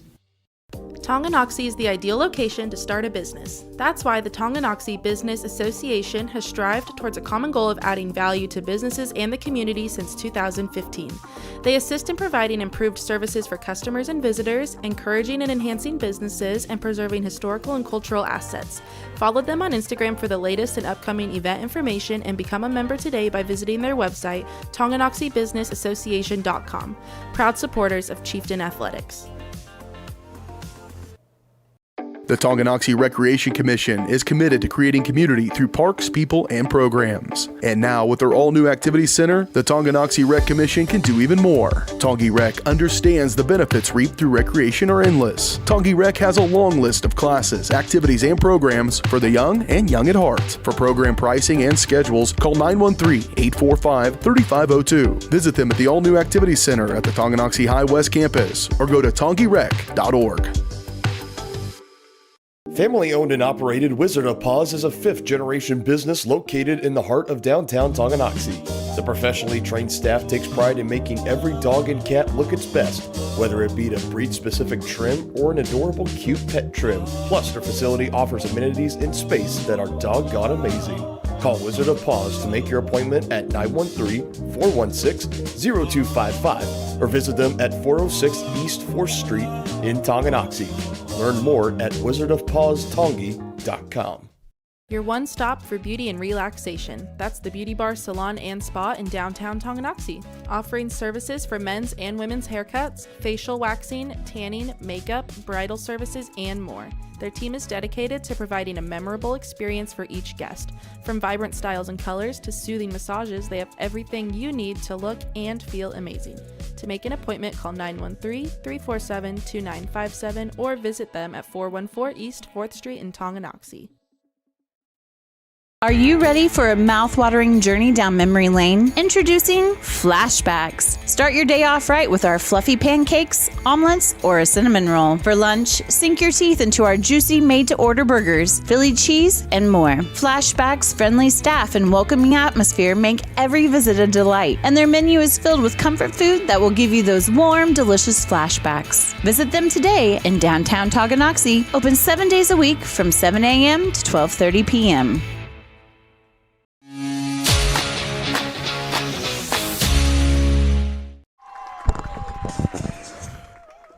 We're watching the White Birch Property Realty Executives Halftime Show on Tonganoxie Sports Live. White Birch Properties is ready to help you buy or sell that next house and lead you to success in the real estate game. Visit them at 1203 State Avenue, Suite B in Tonganoxie, or call 913-417-1007. Dylan Funk, Dennis Drennan here with you. Cold, windy Ottawa here tonight. Temperatures below 50 degrees at kickoff. It's going to stay that way the remainder of the game. Positive, though, no rain. We're staying dry, so that is a good positive with all the rain being here today. It's good to stay dry here this Friday night. Got a great one here so far. 7-7 is our score at halftime. Both teams scoreless in the first quarter. Both teams getting one touchdown in the second, capped off by Amani Velez's 7-yard rushing touchdown with under 30 to go in the second quarter for the Cyclones. And we're working on getting stats tallied up and stuff right now. But, Denny, I always turn it over to you. Your initial thoughts and takeaways from the first 24 minutes of this one. Yeah, very competitive. But I would say the Chieftains' biggest issue have been penalties and turnovers. I mean, it's would they have 7 in that first? 7. Yep. Yeah. 7 penalties, have 1 fumble lost. They had 2 fumbles. One they recovered, the other they lost. That was on that opening drive. So other than that, a pretty competitive game. Yep. For sure. This has been another game. It started heavy on the run for the Chieftains. I mean, it was first few plays here, first 8 or 9 were on the ground, and then they get the ball back after getting the stop from turning the ball over. They unleash it down the field to Jacob Marins, who's had the longest play of the game so far, 48 yards. And eventually the Chieftains, it went into the second quarter, but they had that scoring drive where they were able to hit Brady Martin for a 17-yard touchdown reception, the second of the season for Brady. I can tell you Mazlak's led right now 5 of 6 for 105 yards and 1 touchdown. And that's been kind of the big question mark coming into tonight is that where exactly has the passing game been as of late? We mentioned his 3 interception performance against Bonner Springs. It was fairly limited against Basehor Linwood that following week. It was fairly limited in the second half, especially last week against Eudora. Granted, he did take that big hit towards the end of the first half, and they were really running the ball well. So if you got to, it's 2 sides to the coin, and it's really a tough place for the play caller to be in if you're the Chieftains. But they've been able to kind of incorporate both here tonight. A little more balanced attack for the Chieftains, keeping it tied at 7 with the Cyclones right now. We're going to step aside here, quick break. When we return, we will give some stats and we will take a peek into our pregame area matchups and see the scores updated around the Kansas City and Lawrence areas. That and more coming up next. More toppings, more taste, more value. Gambino's Pizza. You're gonna love it. Taste mouth-watering flavors in our new chicken bacon ranch pizza. Bring a crowd to feast on our 11 toppings mobster pizza. Pizzas with quality meats and a 100% real cheese, like our triple tasty seasoned sausage cravers pizza. Try favorites like pastas, calzones, sandwiches, appetizers, salads, and desserts. More toppings, more taste, more value. Gambino's Pizza. You're gonna love it. At Fort Scott Community College, we understand that a scary part of figuring out your future isn't only answering the question, what should I do, but where do I belong? Maybe you belong here, preparing for a career in healthcare as part of Fort Scott Community College's nursing program. Or maybe you belong on stage as part of the Hounds band or theater department. I don't know where you've been or where you're headed, but I know we're saving a spot for you because you belong at Fort Scott Community College. The same look and location of a classic drugstore with the services and supplies of a modern pharmacy. That's what you'll find at the Downtown Drug Store in Tonganoxie. Of course, Downtown Drug is the local choice for your prescriptions and health needs, but did you know they have the best selection of Tonganoxie Pride and Chieftain Game Day gear in town? And a whole lot more. Cards, gifts, home decor, and even the best way to satisfy that sweet tooth. The Downtown Drug Store. Call 913-369-3800 or visit them online at thedowntowndrugstore.com. Has your furnace left you out in the cold? Pipes plugged? Are you underwater with your water heater? If so, you'll be glad you called Ladd. Ladd Service Company in Tonganoxie has been your heating, cooling, and plumbing specialist since 1986. Ladd is your dealer for top quality brands like York, Aprilaire, and Wolverine Brass. Plus, they maintain and service all other brands. Schedule your appointment by calling 913-369-3509. Visit laddserviceco.com to see why you'll be glad you called Ladd. Midwest Chiropractic Center is a friendly and caring clinic providing comprehensive care for your chiropractic, rehabilitative, and fitness needs. Upon entering one of our offices, you are treated like family. The staff cares about your health, and their approach to care proves it. With 3 locations in Tonganoxie, Lansing, and Bonner Springs, plus some Saturday hours, Midwest Chiropractic Center is dedicated to offering affordable, gentle chiropractic care. Midwest Chiropractic Center, getting you back to active. Families and business owners have trusted Mutual Savings Association for over 100 years. They offer checking accounts, online banking, personal and business loans, investment planning, insurance and retirement plans, and so much more. Their team specializes in creating a financial plan that is tailor-made to your needs to help you achieve your financial goals. Visit one of their 6 nearby locations, including downtown Tonganoxie, or visit their website msa.bank.com to learn more. Member FDIC.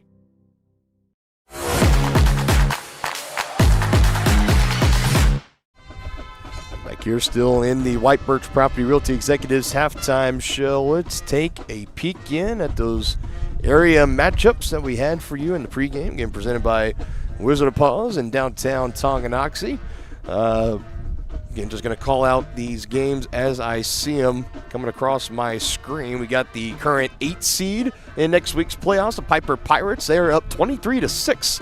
They're at home against the Topeka West Chargers. You got Baser Linwood on the road at Lansing, currently the 12 seed. The Bobcats with the lead in that one, 25-8. Keep on scrolling. You got Bishop Miege, currently the 14 seed. They are up 20-7 at Blue Valley and taking on the Tigers tonight. Atchison and Wyandotte, Phoenix up big in that matchup, 35-0. Atchison with the lead over Wyandotte County.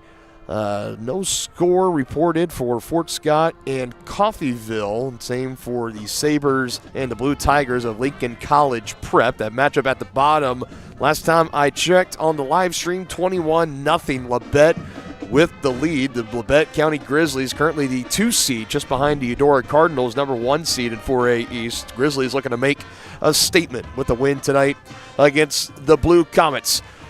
Go check out our Frontier League scores. You can go to our website, varsitysportslive.com, and keep an eye on any of these matchups here this evening. We start with Lewisburg and Spring Hill, and don't look, Wildcat fans, 42-0. Broncos stampeding in that one. Big lead over the Lewisburg Wildcats. Lewisburg currently the number 9 seed. They are just on the outside looking in at that last home playoff spot, currently held by the 8-seeded Piper Pirates, but it looks like the win is not in their favor this evening. Paola and Eudora, Cardinals a 26-0 lead, number 1 versus number 7. Very likely you could see those two teams meet again in the playoffs here in a couple of weeks, but right now advantage to Eudora.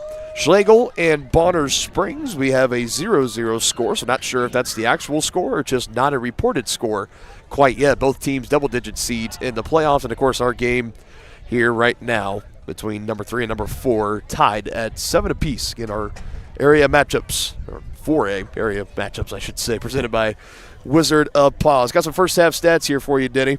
Real quick, I already mentioned Bodie Maslak through the air, 5 of 6, 105 yards and a touchdown. We go to the rushing totals. Blake Riedel, they were feeding him early, and he was looking really good, but he did not have a carry for more than 3 yards on his last 7 attempts. So he finishes 10 carries, 28 yards, no touchdowns. Bodie Maslak, 3 carries for 14 yards. Paxton Summers, 3 carries, 8 yards. Silas McCloy, 2 carries, 6 yards. He did have that fumble loss he'll get credited, or tagged with, I should say, not credited with.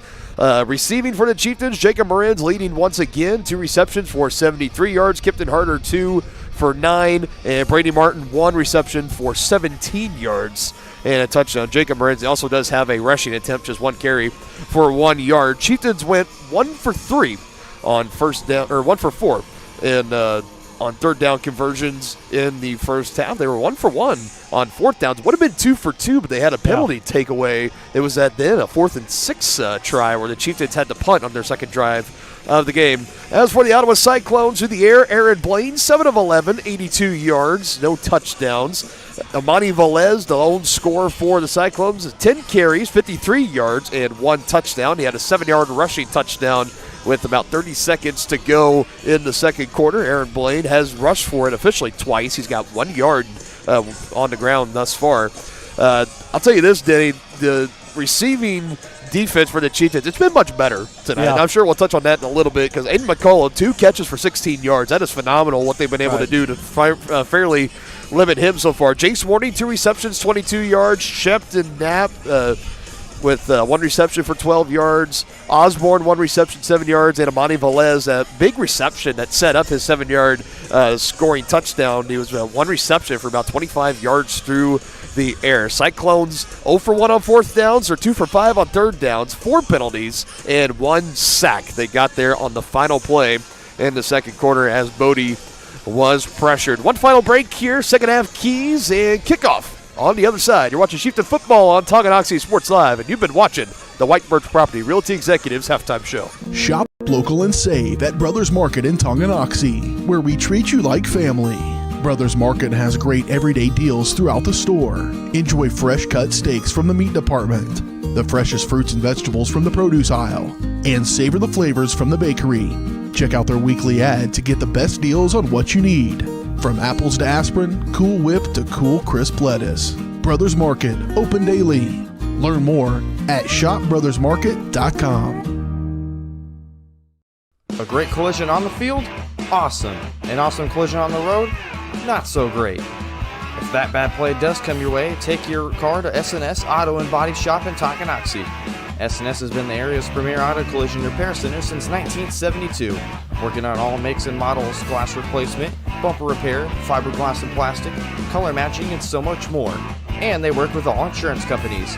Get your ride back in the game and learn more at snsautoandbody.com or call 913-369-3193. When it comes to rehabilitation, despite what you're told, you can choose where you want to go. Physical Therapy Solutions in Tonganoxie is independently owned, allowing them to work with all doctors and insurance companies to ensure a smooth transition. They offer cutting-edge technological therapy treatments like focused shock waves and deep tissue laser therapy for more precise care to acute and chronic injuries. Contact Physical Therapy Solutions today and let them help you. Visit ptsolutionsks.com for more information. At Kansas Insurance, we know one size doesn't fit all. In fact, our whole mindset is based on customized policies for you and your families. We're local, and we do what we do because we care about you. Think of us as brokers for your insurance needs. Working with Kansas Insurance gets you the award-winning service and attention to detail that only an independent agency can provide. All across Kansas, we're here to help you manage and plan for all types of risk. Contact a local agent today. Kansas Insurance. Local, independent, serving you.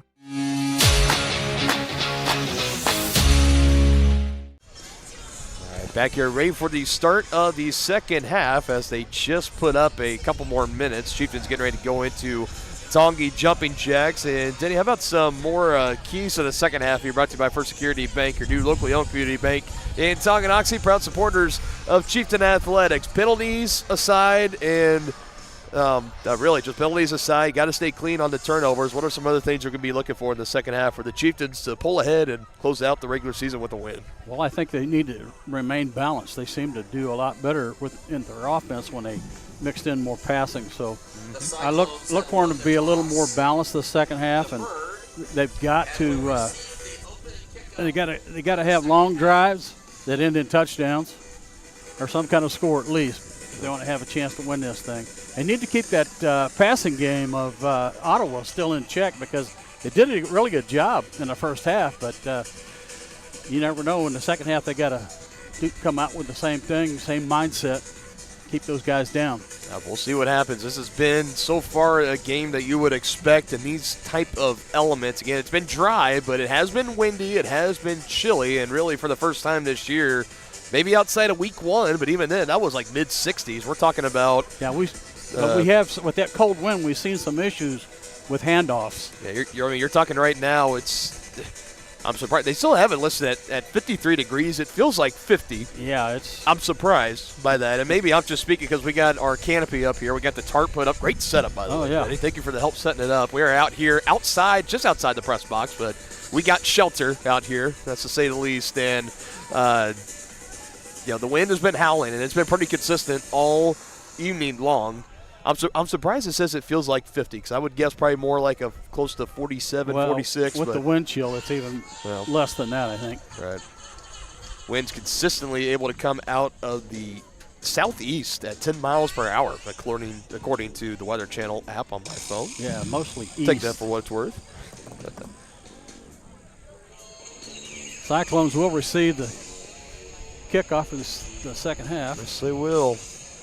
Going to be their fifth drive of the game. They started the game punt, and then a turnover on downs, and then they were able to score with a few seconds left to go until half. A 7-yard rushing touchdown from Amani Velez, and Cody Lobb will boot it away again. So here's a chance now for Ottawa. If they can find a way to go down the field, you get that chance of necessarily the Chieftain offense got back on the field, but only was able to get a couple of plays off before time ran out. You had that double dip opportunity right there in front of you. And for head coach Walt Alexander and company, they're looking to get that done.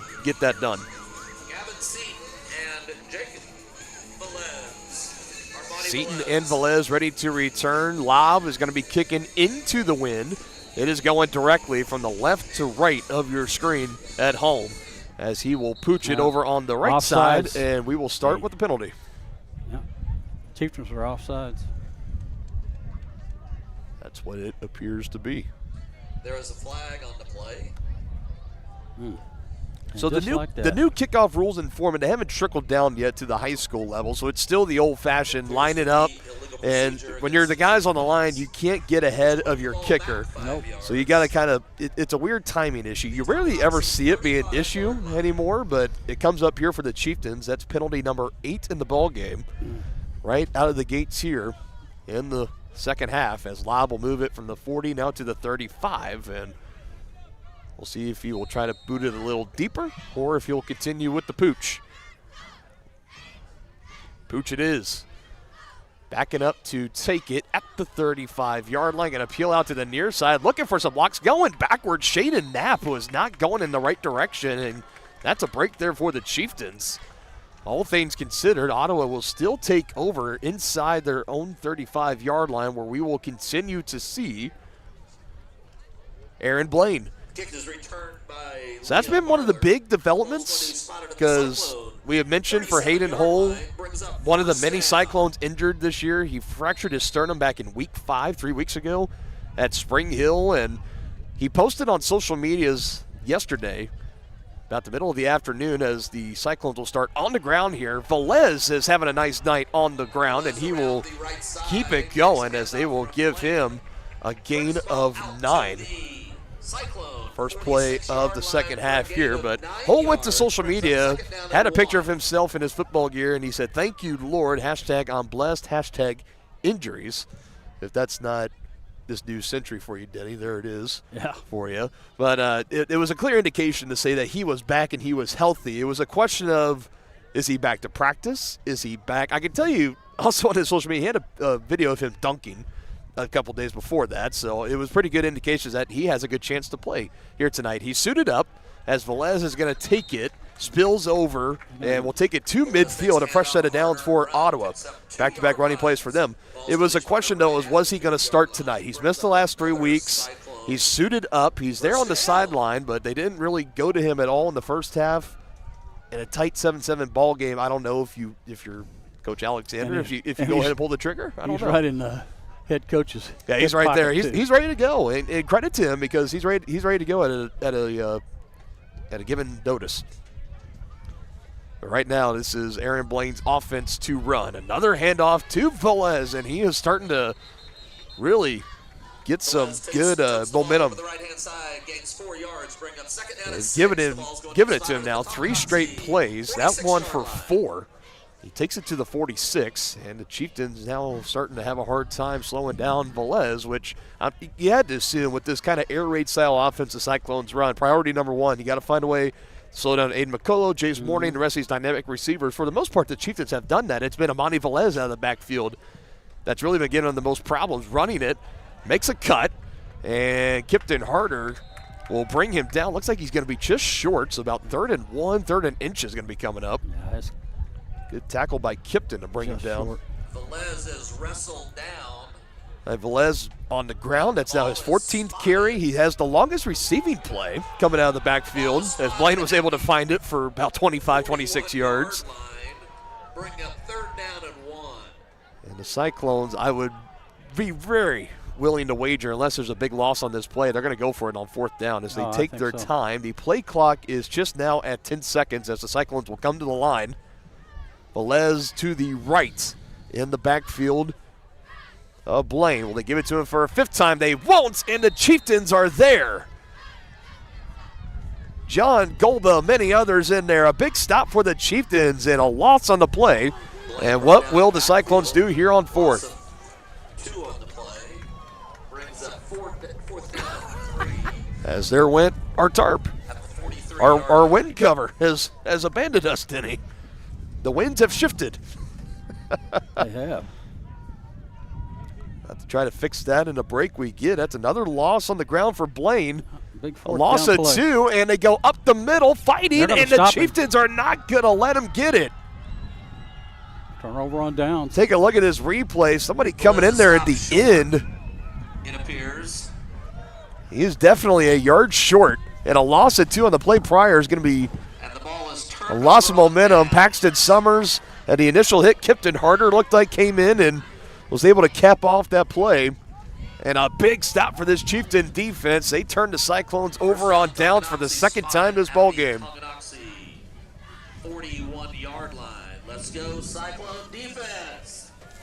As right now, just kind of let the tarp go. Appreciate your help there, partner. But back to action we go here as Chieftains will go on the ground, and not a whole lot happening over there on that right side. Just a gain of maybe one. Another look at that fourth down stop for the Chieftains. Tried to go up the middle to Velez, and it was Summers right there that met him. Kipton Harder comes in there to push him backwards, 4th and 3, and they held him to just a gain of 2.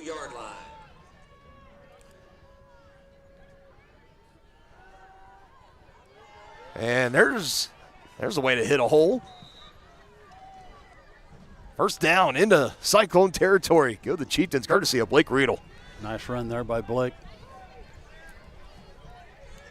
Chieftains needed that. Nice cut. Hit that window. Nicely done there for Blake.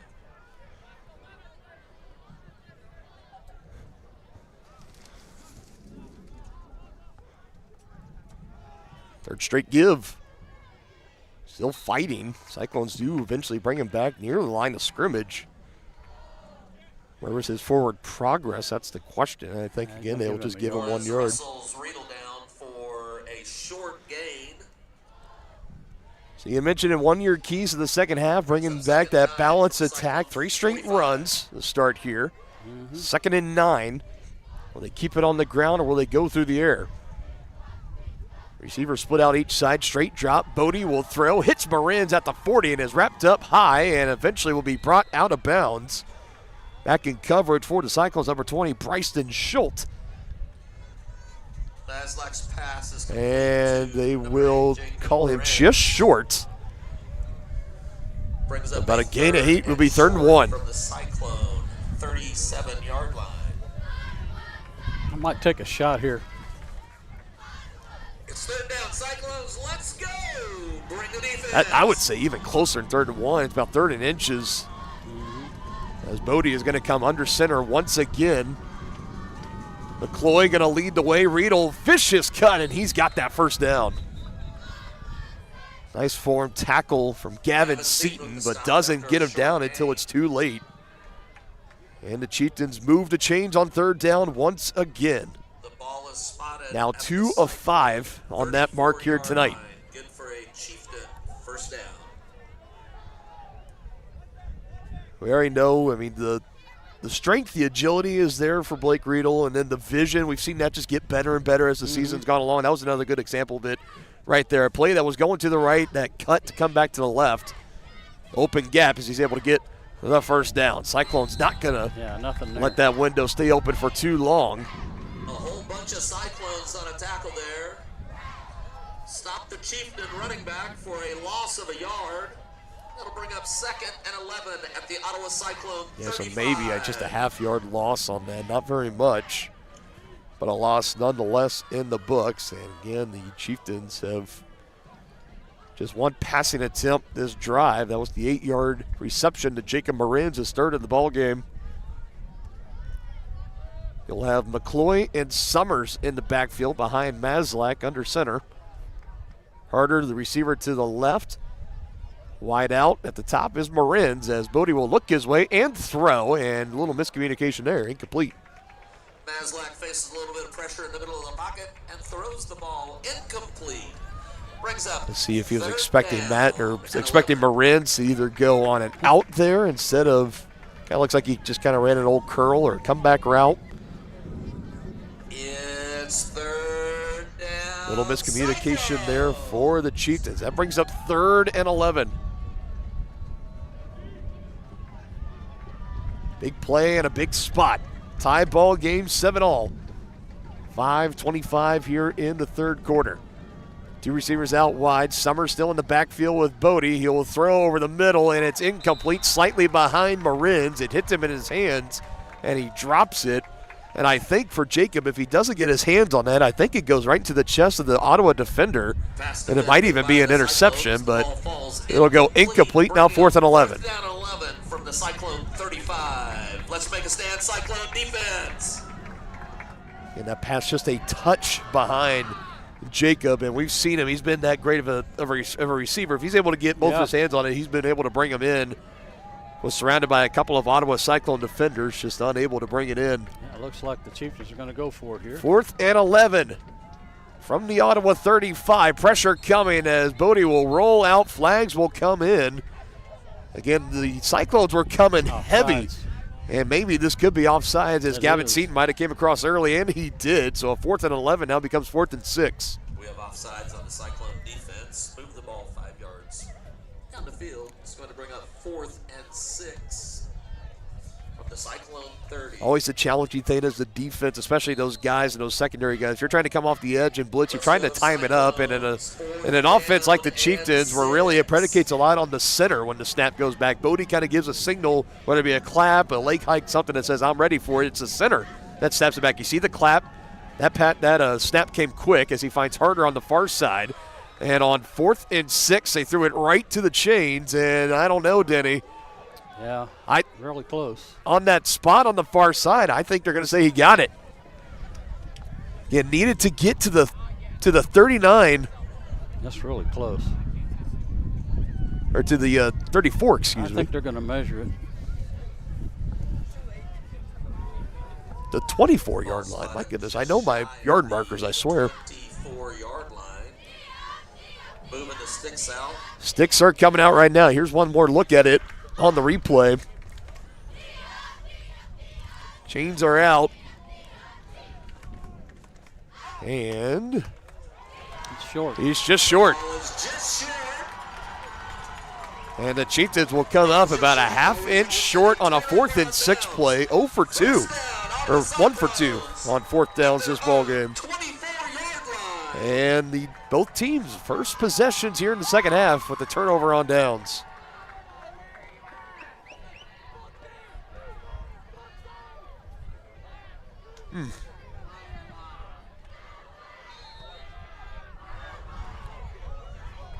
It was close. Very, very close. About a credit card. No doubt. Back on the ground with Velez. Chieftains able to bottle him up there. Maybe just a gain of 1 or 2. They'll call it 2, 2nd and 8. Velez carries the ball for a short 2-yard gain. Ball is spotted at the 27-yard line. 2nd and 7. 2nd and 8. Blaine with the 2nd and 8 snap, pressure up the middle. Now closing in for the Chieftains, and another one that Blaine is just going to have to throw out, and it's incomplete. And it started with pressure leaking through in the middle for the Chieftains that forced Aaron Blaine out of the pocket and eventually throw it out incomplete. 3rd and 8.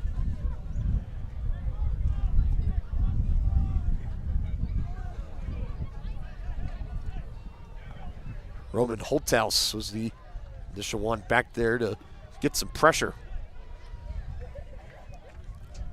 In a game like this, you have Aiden McCullough, but this is where you really miss your KU commit Nate Sims, out injured week 2 with a strained PCL injury. One of the many seniors as they will go razzle-dazzle here. Morning threw an interception on this last week in Lewisburg, and this time he will learn from his mistake, and he runs it for the first down.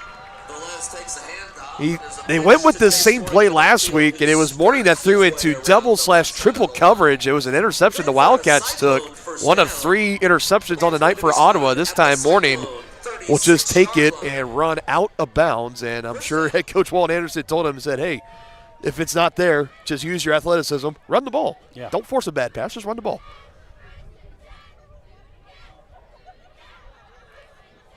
Morning, the now senior, was a quarterback his freshman year, so they don't mind using him in those razzle-dazzle passing scenarios, but that time using it with his legs. A long 3rd down picked up. Now pressure again on Blaine, and it's incomplete off his lineman, and that's going to be a legal touching.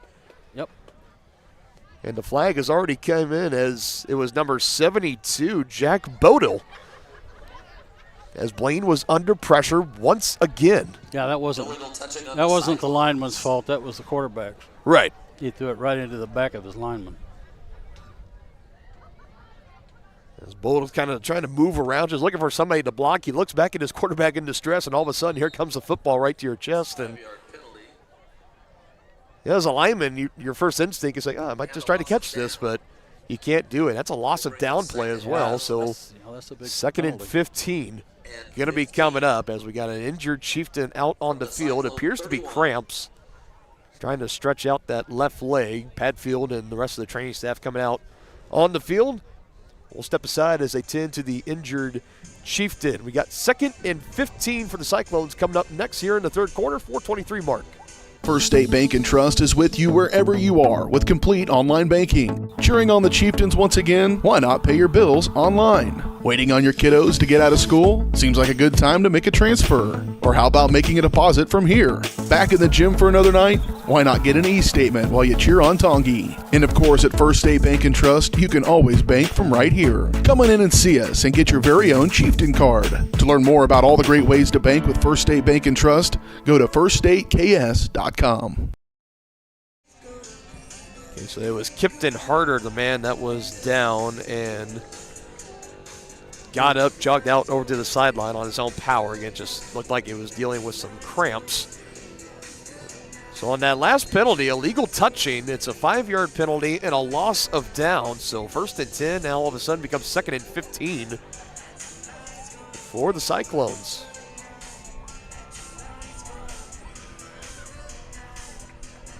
Penalties has hurt both teams tonight. No doubt.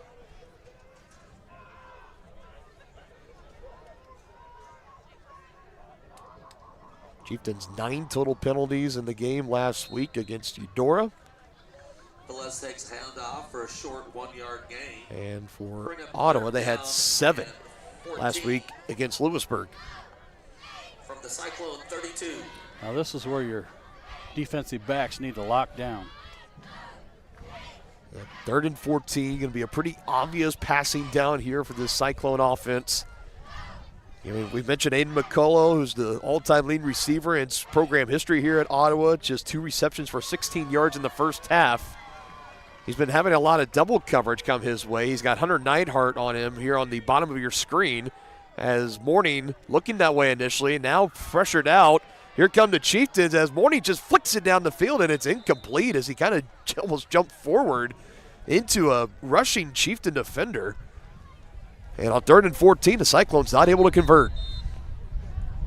Blaine scrambles around the left side. The ball ends up falling incomplete. Yeah, G on the far side just coming in there late, maybe catching Blaine off guard and rough the man in coverage to the intended target. Cramps out there. Another Chieftain down.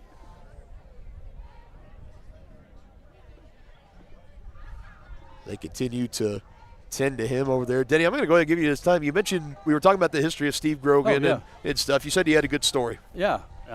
Like I said, my senior year, that was the only loss we suffered. And back then, not everybody made the playoffs. But there's an injured Chieftain on the field. Ottawa was able to make it to the state finals. And they took the opening kickoff down to the 1-yard line. And Steve Grogan dove over to score the touchdown, which he did, but he broke his arm. Ottawa ended up losing the state championship. That's heartbreaking. Yep. I tell you, he's one of the best athletes I ever competed against. Well, there's a reason. I mean, we talked about over a decade-plus career, sustained career in the NFL, all with the New England Patriots. He didn't play for anybody else. It was all with the New England Patriots back in the 70s and into the 80s. And, the Ottawa native, he's got the stadium here named after him, and it's well-deserved. If the Cyclones are waiting for somebody to get on the field, they need 11. They currently have 10 as Wyatt Hickox is going to be the man to come out here. Chieftains getting ready to get the ball back to return. Brady Martin heels at the 25, and another punt that's going to bounce in Cyclone territory, and it will stay there. Chieftains are going to take over past midfield at around the 46, 47-yard line. And that's the second bad punt tonight for the Cyclones where it's been shanked a little bit. Yeah, another story. During track and field, Steve Grogan was a high jumper. Yes. And I remember watching, and he never even took his warm-ups off until I got over 6 feet. And he made one jump and won it easily. Quite an athlete. Yeah, it's just, it's. And he was a great basketball player, too. I mean, he could, anything he did, he excelled. Might have helped the Cyclones win a state championship in basketball. I see every time we're here around February for a basketball game, I always see it up in the rafters, or state championship teams. I know Grogan, his name is all over those banners in there. I'll have to take another look with winter sports season going to be coming up here before we know it. Gain of 3 on the ground, 2nd and 7 for the Chieftains. Can't confirm. First winter sports broadcast will be Friday, December 5th. There'll be a home basketball doubleheader against Lewisburg. Got a little bit more about what will be coming up here in the next few weeks or so on Tonganoxie Sports Live. Stick around for that. 2nd and 7 on the ground for Riedel. Give it to him again up the middle. He's tripped up, diving towards the 40. They'll mark him about a yard or two short. Forward for a 4-yard gain. Ball spotted at the Cyclone. From the 45 to the 40. Well, they did not give him a decent spot on that. Well, the line marker on the far side was going up to the 41, and as was the referee, and they moved him back to the 43-yard line. Yeah. His knee must have been down, I guess. I don't know. Is that just a gain of 2? So 2 runs for 5 yards. 3rd and 5 here for the Chieftains. Watch Moran's at the top of your screen. Harder in motion, left to right. Flag comes in. See, get this one sorted out. False start. Got a little bit of movement on the offense. They're going to have to adjust the clock, too, because it's continuing to run. It'll be 5 yards against the Chieftains. 8th penalty on the night for Tonganoxie. And the penalty monster is just killing both teams. The clock didn't. The clock didn't stop on the penalty. I did not.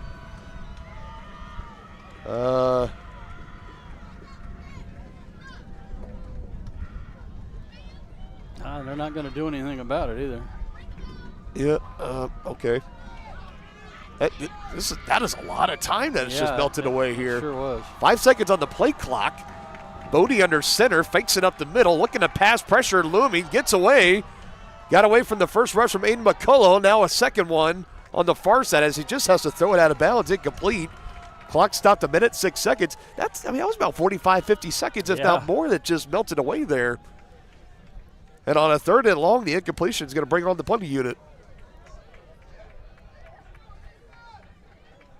Maslak under pressure from. That's a little strange. Yep, don't see that every day. Both teams following the same script right now. Turnover on downs and punts on their first 2 drives of the ball game. Maslak will boot it. Into the wind. And it will take a Chieftain roll, and it will pin the Cyclones. Good punt for Bodie. Down to the 25-yard line. That is where it will go. Cyclone offense back on the field. Again, a look at what's coming up here on Tonganoxie Sports Live. The only guarantee we have is next week, Halloween.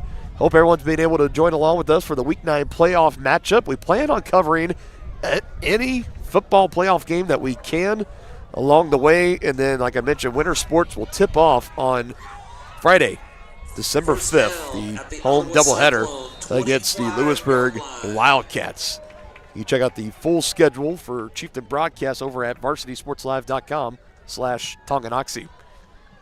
58.5 seconds. They start on the ground. Velez with a lot of room on that far side. He's hit at the 30 and brought down at the 31. As we are getting close to the final plays of the 3rd quarter, and it looks like the quarterback change has been made. Denny Hayden Hole is back there for the Cyclones as he takes over here on the what's going to be the final drive of the 3rd and potentially into the first drive of the 4th.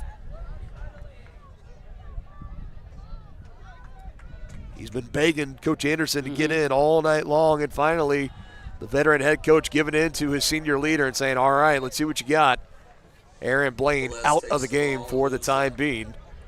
made his third varsity start tonight today. Aaron Blaine in for Hayden Hull, who's been out with the last 3 weeks with a sternum fracture. They go back-to-back on the ground for Velez. He only gets one, so that's going to make it 3rd and 4. As we're going to head to the fourth quarter, still tied at 7 apiece. 4s are up in Ottawa. 3 down, 1 to go from Steve Grogan Stadium. Got a good finish brewing here on Tongi Sports Live. Does your roof have possible storm damage? Looking to get solar panels? Or is it just simply time to get it inspected? That's where Balmer Roofing and Solar come into play. Balmer Roofing has a combined 40 years of experience with JAF Master Elite and Emerald Pro contractors. The Balmer family and their team are ready to give your house a brand new roof or solar panels at an affordable cost with a 50-year warranty. Life has mishaps and they want nothing but your customer satisfaction. Let them prove why so many of your neighbors choose Balmer for their roofing projects. To schedule a free inspection, call 913-845-5252 or visit them online at balmerroofing.com. Inviting, connecting, serving, and growing. That's Grounded Coffee House in downtown Tonganoxie. Enjoy the best cup of coffee in town 6 days a week and pair it with freshly made from scratch pastries, muffins, cinnamon rolls, and so much more. Plus, check out their beautiful event center, Grace Hall. Perfect for your next gathering, celebration, wedding, and party. All profits go towards local and international charitable projects and organizations. Drink local, support local at Grounded Coffee House. Place your order for dine-in or carry-out at groundedcoffeehousetonganoxie.org. So out of the break, Hayden Hull, his first snaps coming off that injury and sidelined him for the past 2 weeks. They've been 2 straight runs. He's going to roll out to his left. Pressure coming. Hull going to try to take off near the line to gain and is going to be taken out of bounds. And he's signaling that he got the first down. No official word yet. Chains haven't moved. If anything, he might be just short. No, they're going to go ahead and say first down. Flushed out by Roman Holthaus and hit right as he got to that line to gain. Now initially they said go ahead and move him. Now they're going to say short, 4th and inches. And he's got, the nose of the football just has to get to the 35. And it's, you folks at home, you can see how close that is. They're going to get right to the line. Might do a little tush push potentially. Hull under center. Going to take it. Hull just gets the yardage. Hull sneaks the ball over the middle. It's good for a Cyclone. First down. And the Cyclones get the fresh set of downs. Getting to the line up in a hurry, and Hull will go ahead and scamper forward. And I'm sure that's got to feel good for him. I can imagine a sternal fracture injury. Yeah, that's got to be painful. But you've been sidelined for a couple weeks, and to come back and he had that scramble to the sideline. Now he gets contact there. Now he's kind of like, okay, now I'm good. I can take a hit. Feeling good. We're all good. Let's go. As Velez, with a couple of stiff arms, but not able to break away, as Kipton Harder and Jack Reichman, among others, able to track him down right. It's actually going to go backwards by about a half yard, back to the 35-yard line.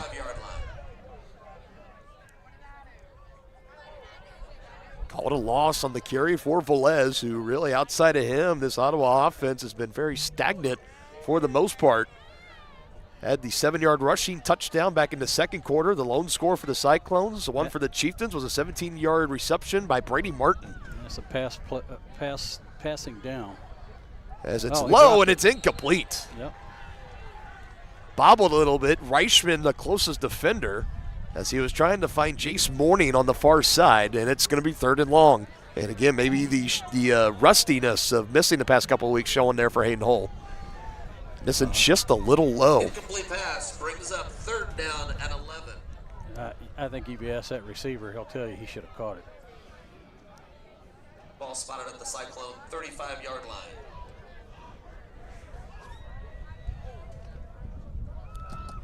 Wind continuing to roar here at Steve Grogan. 3rd and 11.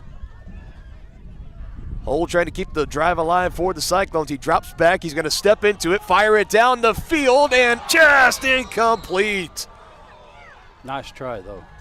Nyhart and Harder in coverage for the Chieftains, and the punting unit will come on for the Cyclones, and Hull just missed him by a step. Again, trying to go to Jace Morning. Well, that was a nice throw, though. Ooh. By a hole. Just led him by about a half step too far. Chieftains dodge a bullet there. Mm-hmm.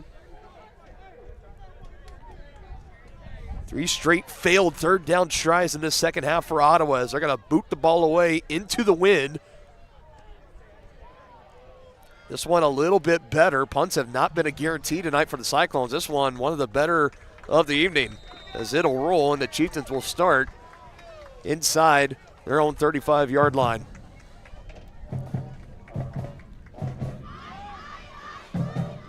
This has a feeling right now, Denny, where the next score, he very well could win this game. It's been tight. That's kind of how it feels, partner.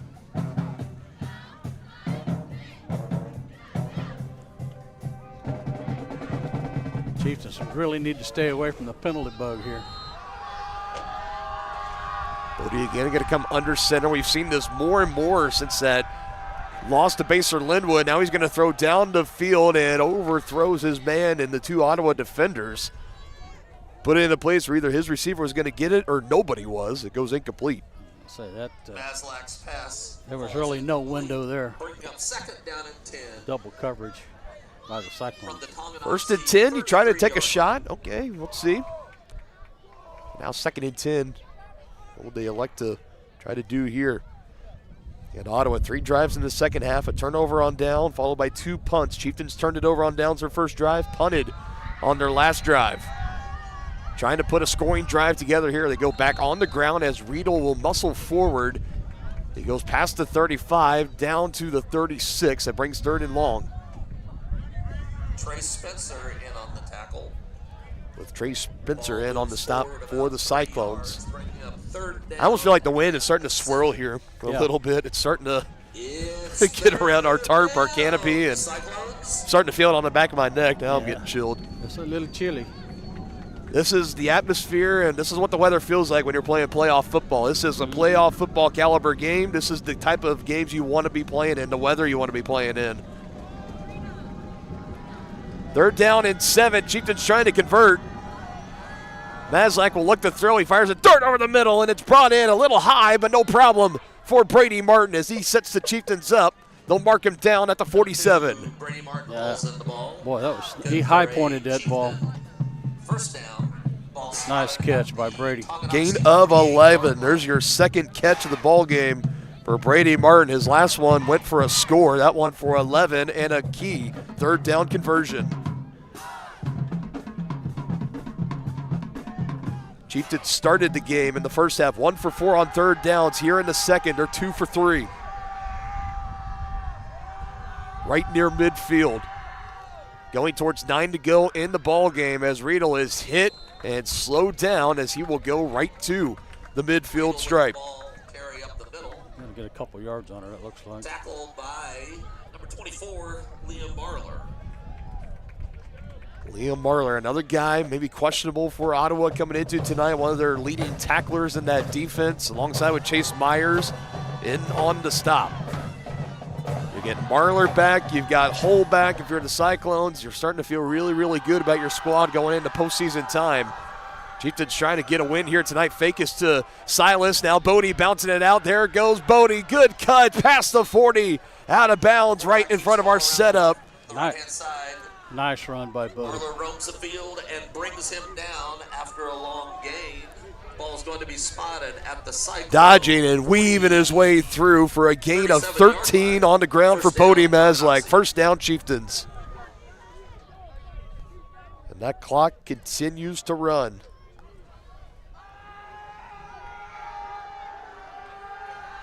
First carry officially in the second half for Bodie. Now flags come in, finger pointing.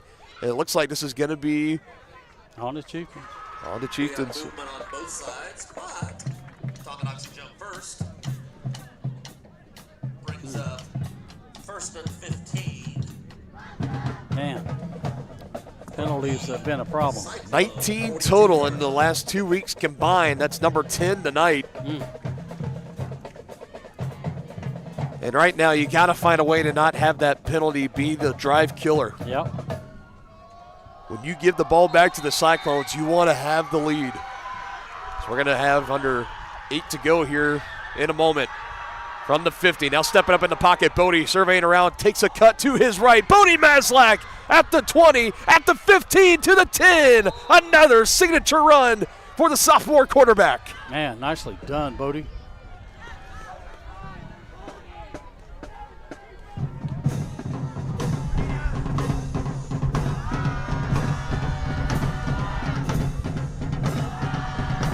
About 37-38 in the books when it's all said and done. One of the longest running plays for Bodie this season. Brings the ball to the Cyclone 10-yard line. First and goal from the 10. Seventh play of the drive here for the Chieftains. Goal to go at the 10-yard line. Need to punch this one in. 38 yards on the ground by Bodie Maslak, setting up this opportunity. No, come on. Timeout. Timeout, okay. Was the play clock about down? Must have been. I believe so. So the Chieftains will take their first timeout, 2 remaining after this. They are goal to go at the 10. Wallen Alexander is out there right now trying to plead his case with the head official, saying before that timeout came in that the ball was snapped and there was some illegal motion, I believe, is what he's trying to plead. Or at least an illegal formation of some sort, a penalty against the Chieftains. As he's fairly animated out there. And, for Coach Alexander, you don't see him like that very often. And one of his assistants having to come over and kind of help usher him back over to the sideline. He is hot on that last play. And for the Chieftains, initially kind of looked like it didn't look right. It's one of those plays where it didn't look right. You're just kind of assuming a penalty flag was going to be coming in, but for Coach Stroyer, able to get that timeout. So with 7 minutes, 37 seconds to go in the ball game, tied at 7. We've been like that from the second quarter on. Bodie Maslak, a big 38-yard rush, sets the Chieftains up, goal to go from the 10. He's going to try to do it with his legs again here. Not going to be able to spin away. He's going to lose a couple. Over on that far side as he ran into the arms of Shelby Cobbs for the Cyclones. They're actually going to say it's a loss of 3 on the play. No, just 2. I thought initially they were going back to the 13. I thought that was a little egregious, but just a 2-yard loss. Second and goal from the 12. 2-yard loss on the play brings up second and 12 yards. Marin's and Harder, the 2 receivers to the near side, the bottom of your screen. 2 in the backfield. In motion to the left. They're going to cut it back towards the middle and running forward and tripped up Blake Riedel. As another Chieftain a little slow to get up. Looks like in the short 2-yard gain. One of the big linemen 10-yard line brings up third down. Gets helped up by a couple of his teammates. Braden Seymour. Big fella out there for the Chieftains. 6'2", 263-pound sophomore. Good to see him okay. So Riedel picks up those 2 yards lost on the previous play. Third and goal from the 10. Under center, rolling out to his right. Bodie will throw, hits his man, but not going to be for enough. Silas McCloy with the reception as they'll give him a yard or 2, and it looks like the field goal unit's going to come on here for the Chieftains. Tackled by number 22, Chase Myers, and number 5, 8, McCullough. Brings up 4th and goal from the 9-yard line. First reception of the season for Silas McCloy. For Cody Lobb, the win is to his back as Kipton Harder trots on, ready to hold this field goal try. He made a career-long 36-yard field goal last week. A 26-yard field goal. This one for 26, right at the 16-yard line. He's been having a phenomenal season on the soccer pitch and now looking to make something happen here, and a flag comes on the back line in the end zone, and it's delay of game. Delay of game on the Chieftains. Man, oh man. It'll move the ball back to the 14-yard line. So now it's going to be about a 31. His career low last year was 28 before he topped it last week with 36. They're going to move him back 5 more yards. Chieftains trying to overcome that delay of game penalty. Calls for the snap is Harder. Low, bobbled, lob, gets it away. It's up, and it is good. Good job by Harder recovering on that low snap. No doubt. Lob with a 31-yard field goal. Try to take another look. Howard just a tick behind on the replay, but that had plenty of leg. Tonganoxie 10. And that's how close this one's been tonight, folks. A field goal for Cody Lobb, 31 yards. Back-to-back weeks of field goals of 30-plus yards. And that puts the Chieftains up top here, 10-7, 5:26 to go in the ballgame. Chieftains have the wind of their back on this kickoff, so we'll see what happens.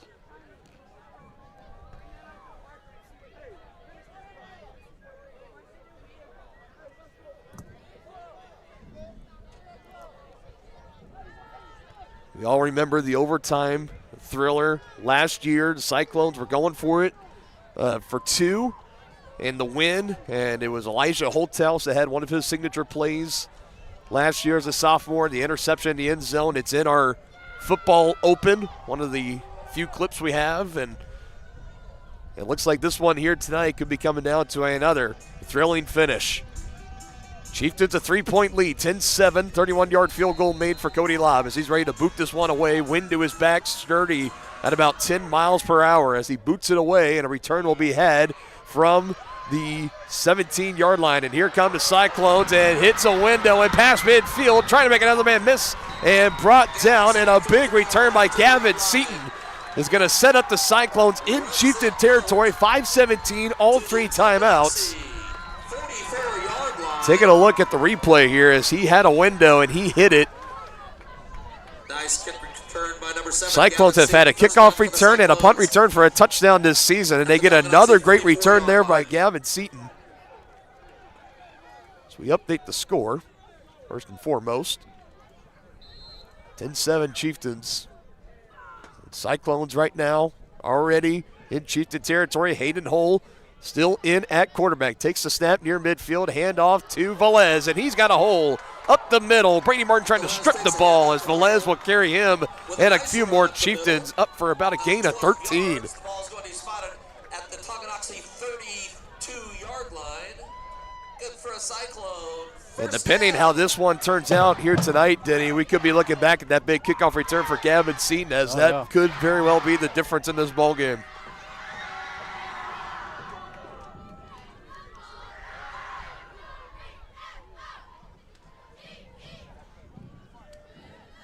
Velez over the century mark tonight. Give it to him again. Plenty of room. Velez. Last one for 13. This one going to be close for about 7 or 8. 25-yard line. Brings up 2nd and 4.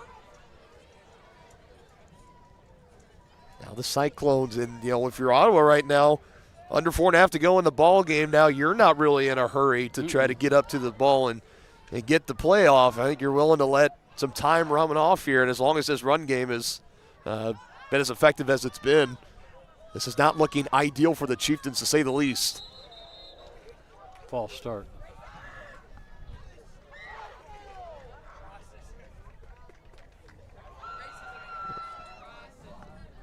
Appears to be the call there. False start, yep. Cyclones got a little anxious. He's always got something to add on every single little call. Yeah. And I'm not complaining about it. I like a good PA announcer with some good little pizzazz or whatever you want to call it in there. From the Tonganoxie 30. He's been giving it for the Chieftains. It's not like he's been doing it for the Cyclones and not the Chieftains. It's been fairly entertaining, to say the least. 5-yard penalty there, play action. Hull going to roll out and might just take off and run, and he will. Hayden Hull with a couple of cuts and track down from behind. Able to bring him down. Paxton Summers, and Hull, using his legs, going to pick up that first down. Hull skirts around the left side of the Tonganoxie, the right side of the Tonganoxie defense. It's good for a Cyclone. First down at the 21-yard line.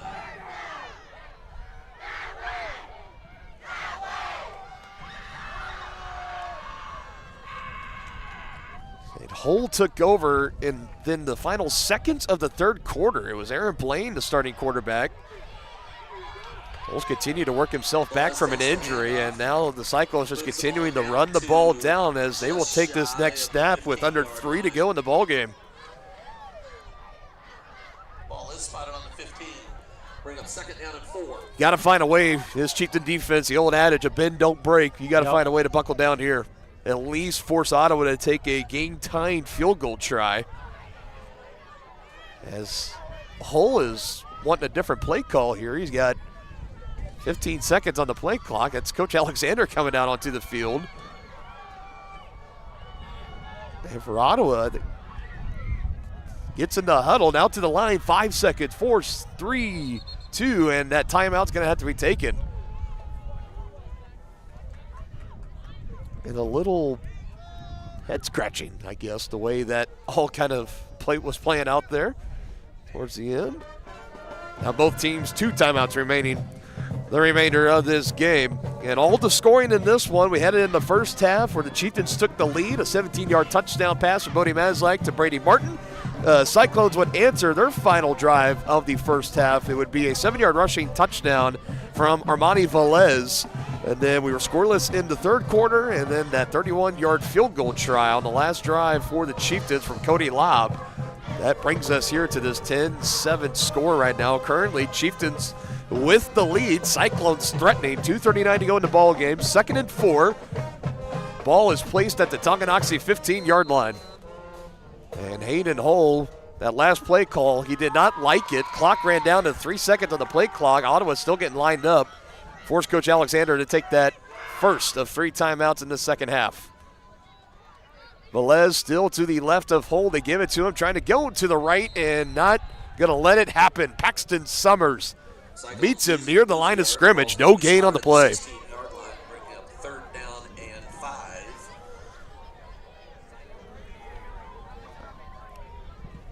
Under 2.5 minutes to play.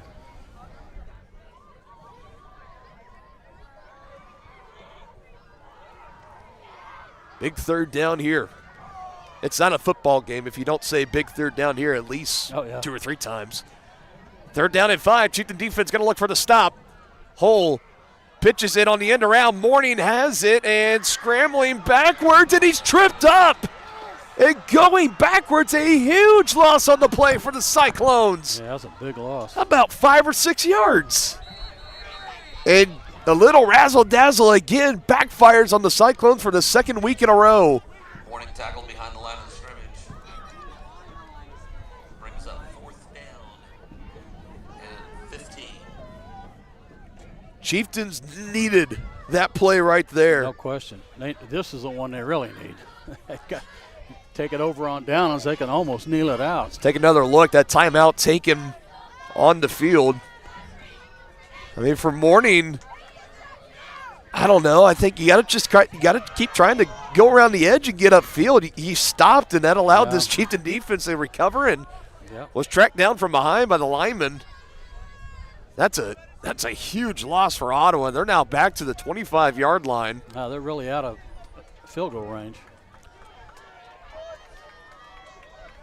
They haven't really been known to go for field goals this season. So their best try right now is to go for it here, and this very well could be the ball game. Chiefs can hold them here. They're in the driver's seat. Ottawa in the second half 0 for 5 on 3rd downs. Well, let's hope it's 0 for 6. Here's a 4th and 14 play.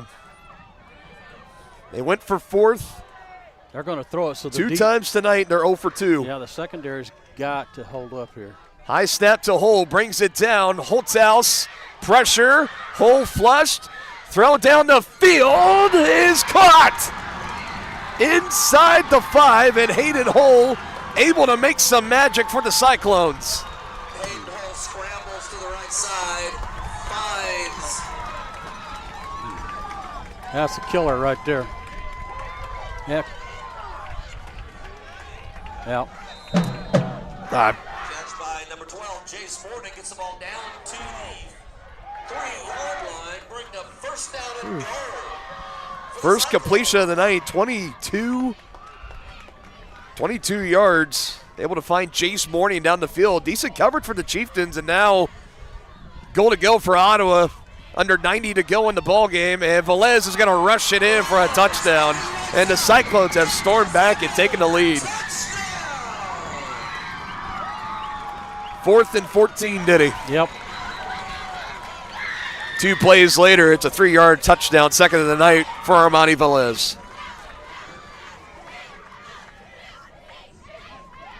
There is a flag well after the play. Dead Like- ball unsportsmanlike against the Cyclone. Also, dead ball unsportsmanlike against the Chieftains. Penalties offset.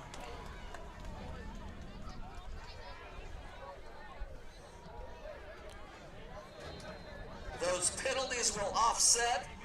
Gavin Seaton is back to attempt the extra point kick. Crucial extra point here. Seaton gets it up, and it's good. Flag comes in. We did have a penalty. And that's a crucial key extra point, obviously, because that makes it a 4-point lead for Ottawa, forcing the Chieftains to now go down in a minute 15 to score. And indications that this is going to be against the Chieftains, and it will be. And that's a personal foul, too, so that can now be enforced on the kickoff. Yep. So for total penalties that stand, that's number 12 on the night. 13, you want to count that penalty at offset. The penalty will be assessed on the kickoff. Penalties have killed the Chieftains tonight. Remains on the clock. It's been very tough, no doubt about it.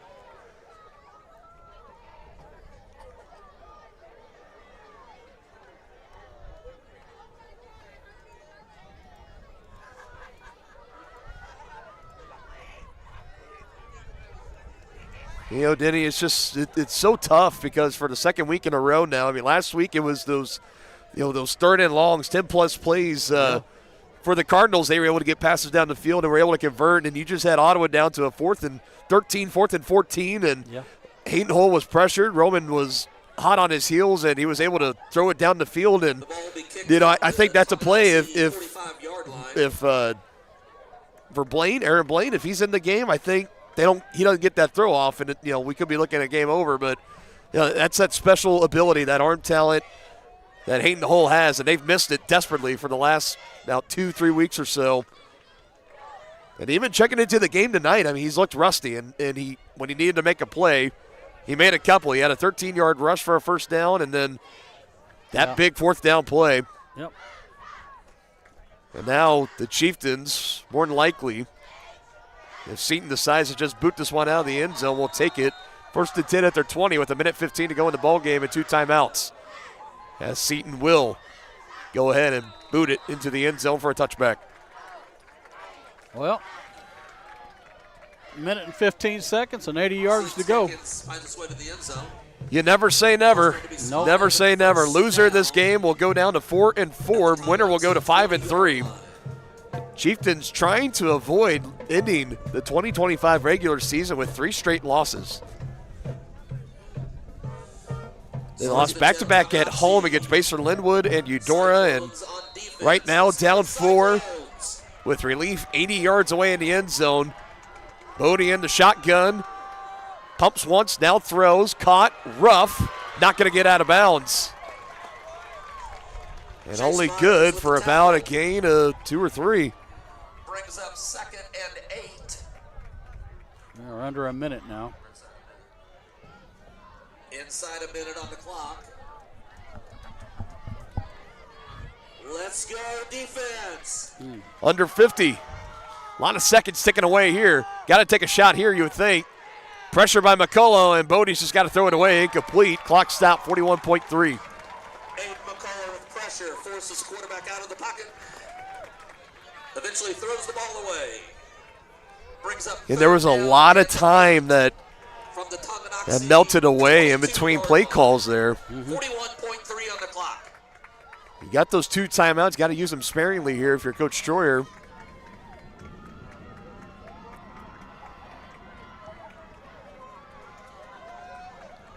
Going for on 4th the rest of the way here. 3rd and 8. Ottawa Cyclone fans trying to get loud. As Bodie will look to his left. He throws to his left, looking for his receiver, and it's just overthrown. Incomplete. Out of the reach of the diving hands and arms of Kipton Harder. Incomplete. Brings And here's the ball game for Tongi. Just missed him. They don't get a first down here, the Cyclones can kneel it out.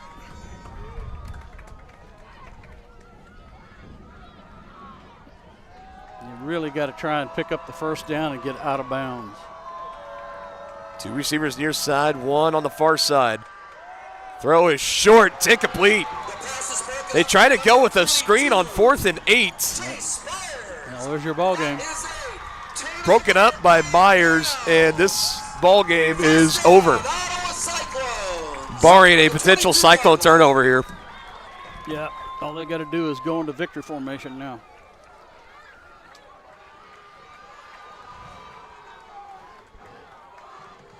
Apologies, the scores being a little behind updating tonight. 14-10 was not 10-7 there, but the 2 timeouts here for the Chieftains. I mean, Ottawa's going to line up to think, well. There's no sense calling timeout. Hole under center. Yeah, he's just going to go ahead and kneel it out. Quarterback Hole takes the ball and kneels down. The clock is running. That's the ball game. Now, I want to call back to a moment where there was a penalty in this ball game, and they did not stop the clock. I'm not saying that was the difference in this game, but it definitely is a little bit of a head-scratcher when there's probably 45, 50, if not more seconds that were off, taken off of this ball game, and it ends up being the Chieftains in the end that really could have used them. But in the end, you get the turnover on downs. The Cyclone defense did, and the Chieftains in 2025 in the regular season losing their last 3 games. And they will go into the playoffs next week 4-4. Final score, Ottawa 14, Tonganoxie 10.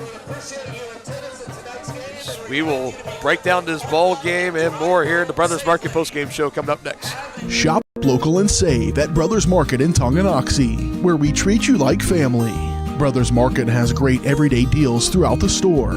Enjoy fresh cut steaks from the meat department, the freshest fruits and vegetables from the produce aisle, and savor the flavors from the bakery. Check out their weekly ad to get the best deals on what you need. From apples to aspirin, Cool Whip to cool crisp lettuce. Brothers Market, open daily. Learn more at shopbrothersmarket.com. First State Bank and Trust is with you wherever you are with complete online banking. Cheering on the Chieftains once again? Why not pay your bills online? Waiting on your kiddos to get out of school? Seems like a good time to make a transfer. Or how about making a deposit from here? Back in the gym for another night? Why not get an e-statement while you cheer on Tongi? And of course, at First State Bank and Trust, you can always bank from right here. Come on in and see us and get your very own Chieftain card. To learn more about all the great ways to bank with First State Bank and Trust, go to firststateks.com. Charlie was born at LMH. We had a great team of nurses. Not only did they check in on us regularly, they always asked if we had questions, always made sure that we understood what was going on. I cannot say enough wonderful things about the labor and delivery, family birthing, and mother baby care team at LMH Health. We had to put our entire trust into their hands, and just everyone was so friendly and so supportive. For projects big or small, Southern Star asks you to always call 811 before you dig. It's free, easy, and keeps our community safe. After calling 811, a professional will use paint or flags to mark buried utility lines within a few days. And calling 811 is the law. Hitting underground lines can disrupt utility service and cause serious injury. Safety is in your hands. Every dig, every time.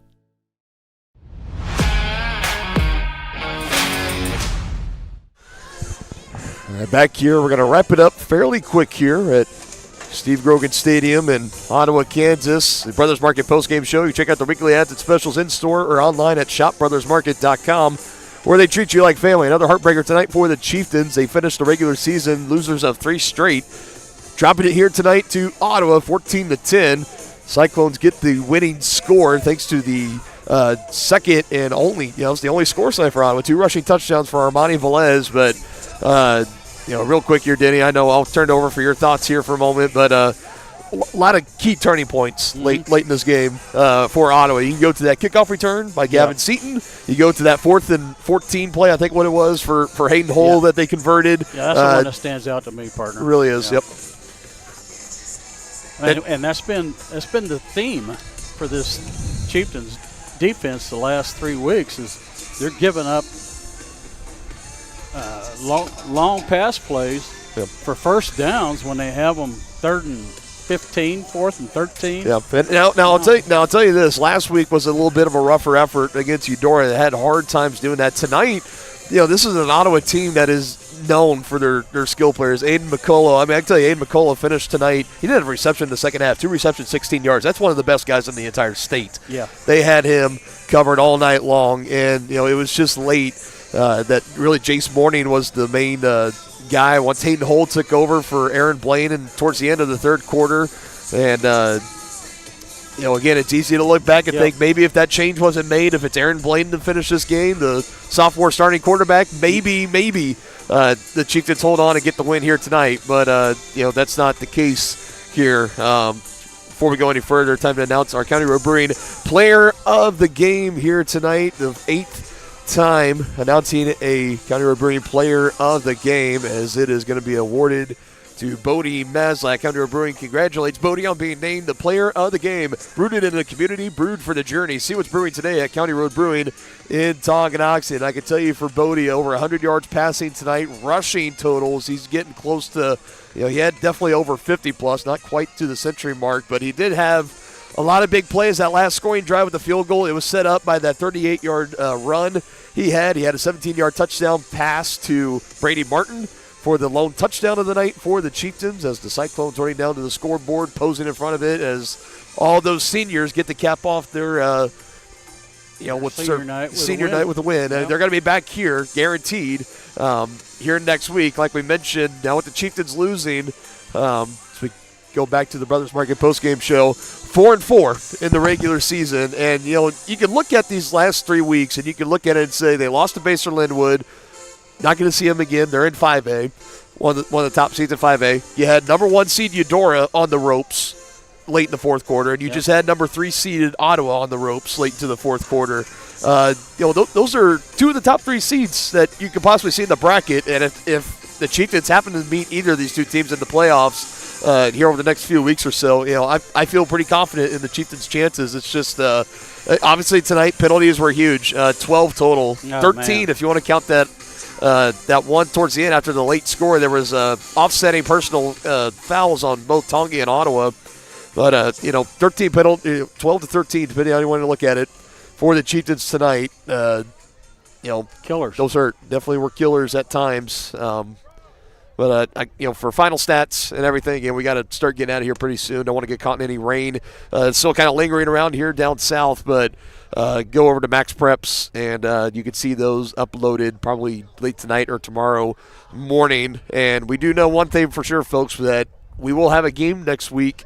More than likely we'll be at home. I still don't see the Chieftains falling completely out of the top 8 and then having to go on the road. I just don't see that happening, despite the loss here tonight. But we'll just have to wait and see. Yep. And that's all we can do. We'll go from there. But the regular season not ending the way the Chieftains had hoped it would end. Losers of 3 straight, but now a chance to try to get some things right going into the playoffs and see if we can get back on track to make it to a 3rd straight sub-state final game. Denny, any final thoughts before we wrap it up here? Yeah, that's kind of a heartbreaking loss.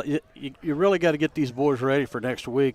You got to put this behind you, have a short memory, and come out and be ready to play playoff football next week. Sure thing. No doubt with this coaching staff, they're going to get these guys ready to go. Yeah. And I don't think these 2 losses have been the fact that Chieftains haven't been ready to go. It's just been these penalties. These penalties, these miscues, definitely, but you're looking at the opposition, and they're playing great teams in Eudora and Ottawa. Like we mentioned, 2 of the 3 top seeds in 4A East going to be coming out of the Frontier League this year. Right. Looks like. We'll see where the Chieftains end up. They came into tonight as the 4th seed.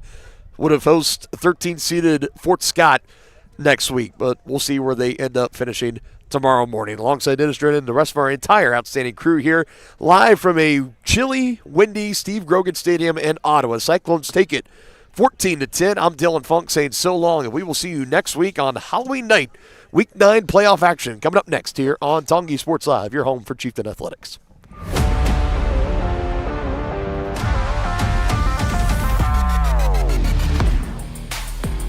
From the gridiron to the hardcourt, the pitch to the mat, don't miss any of the action. We're there with live, local sports coverage at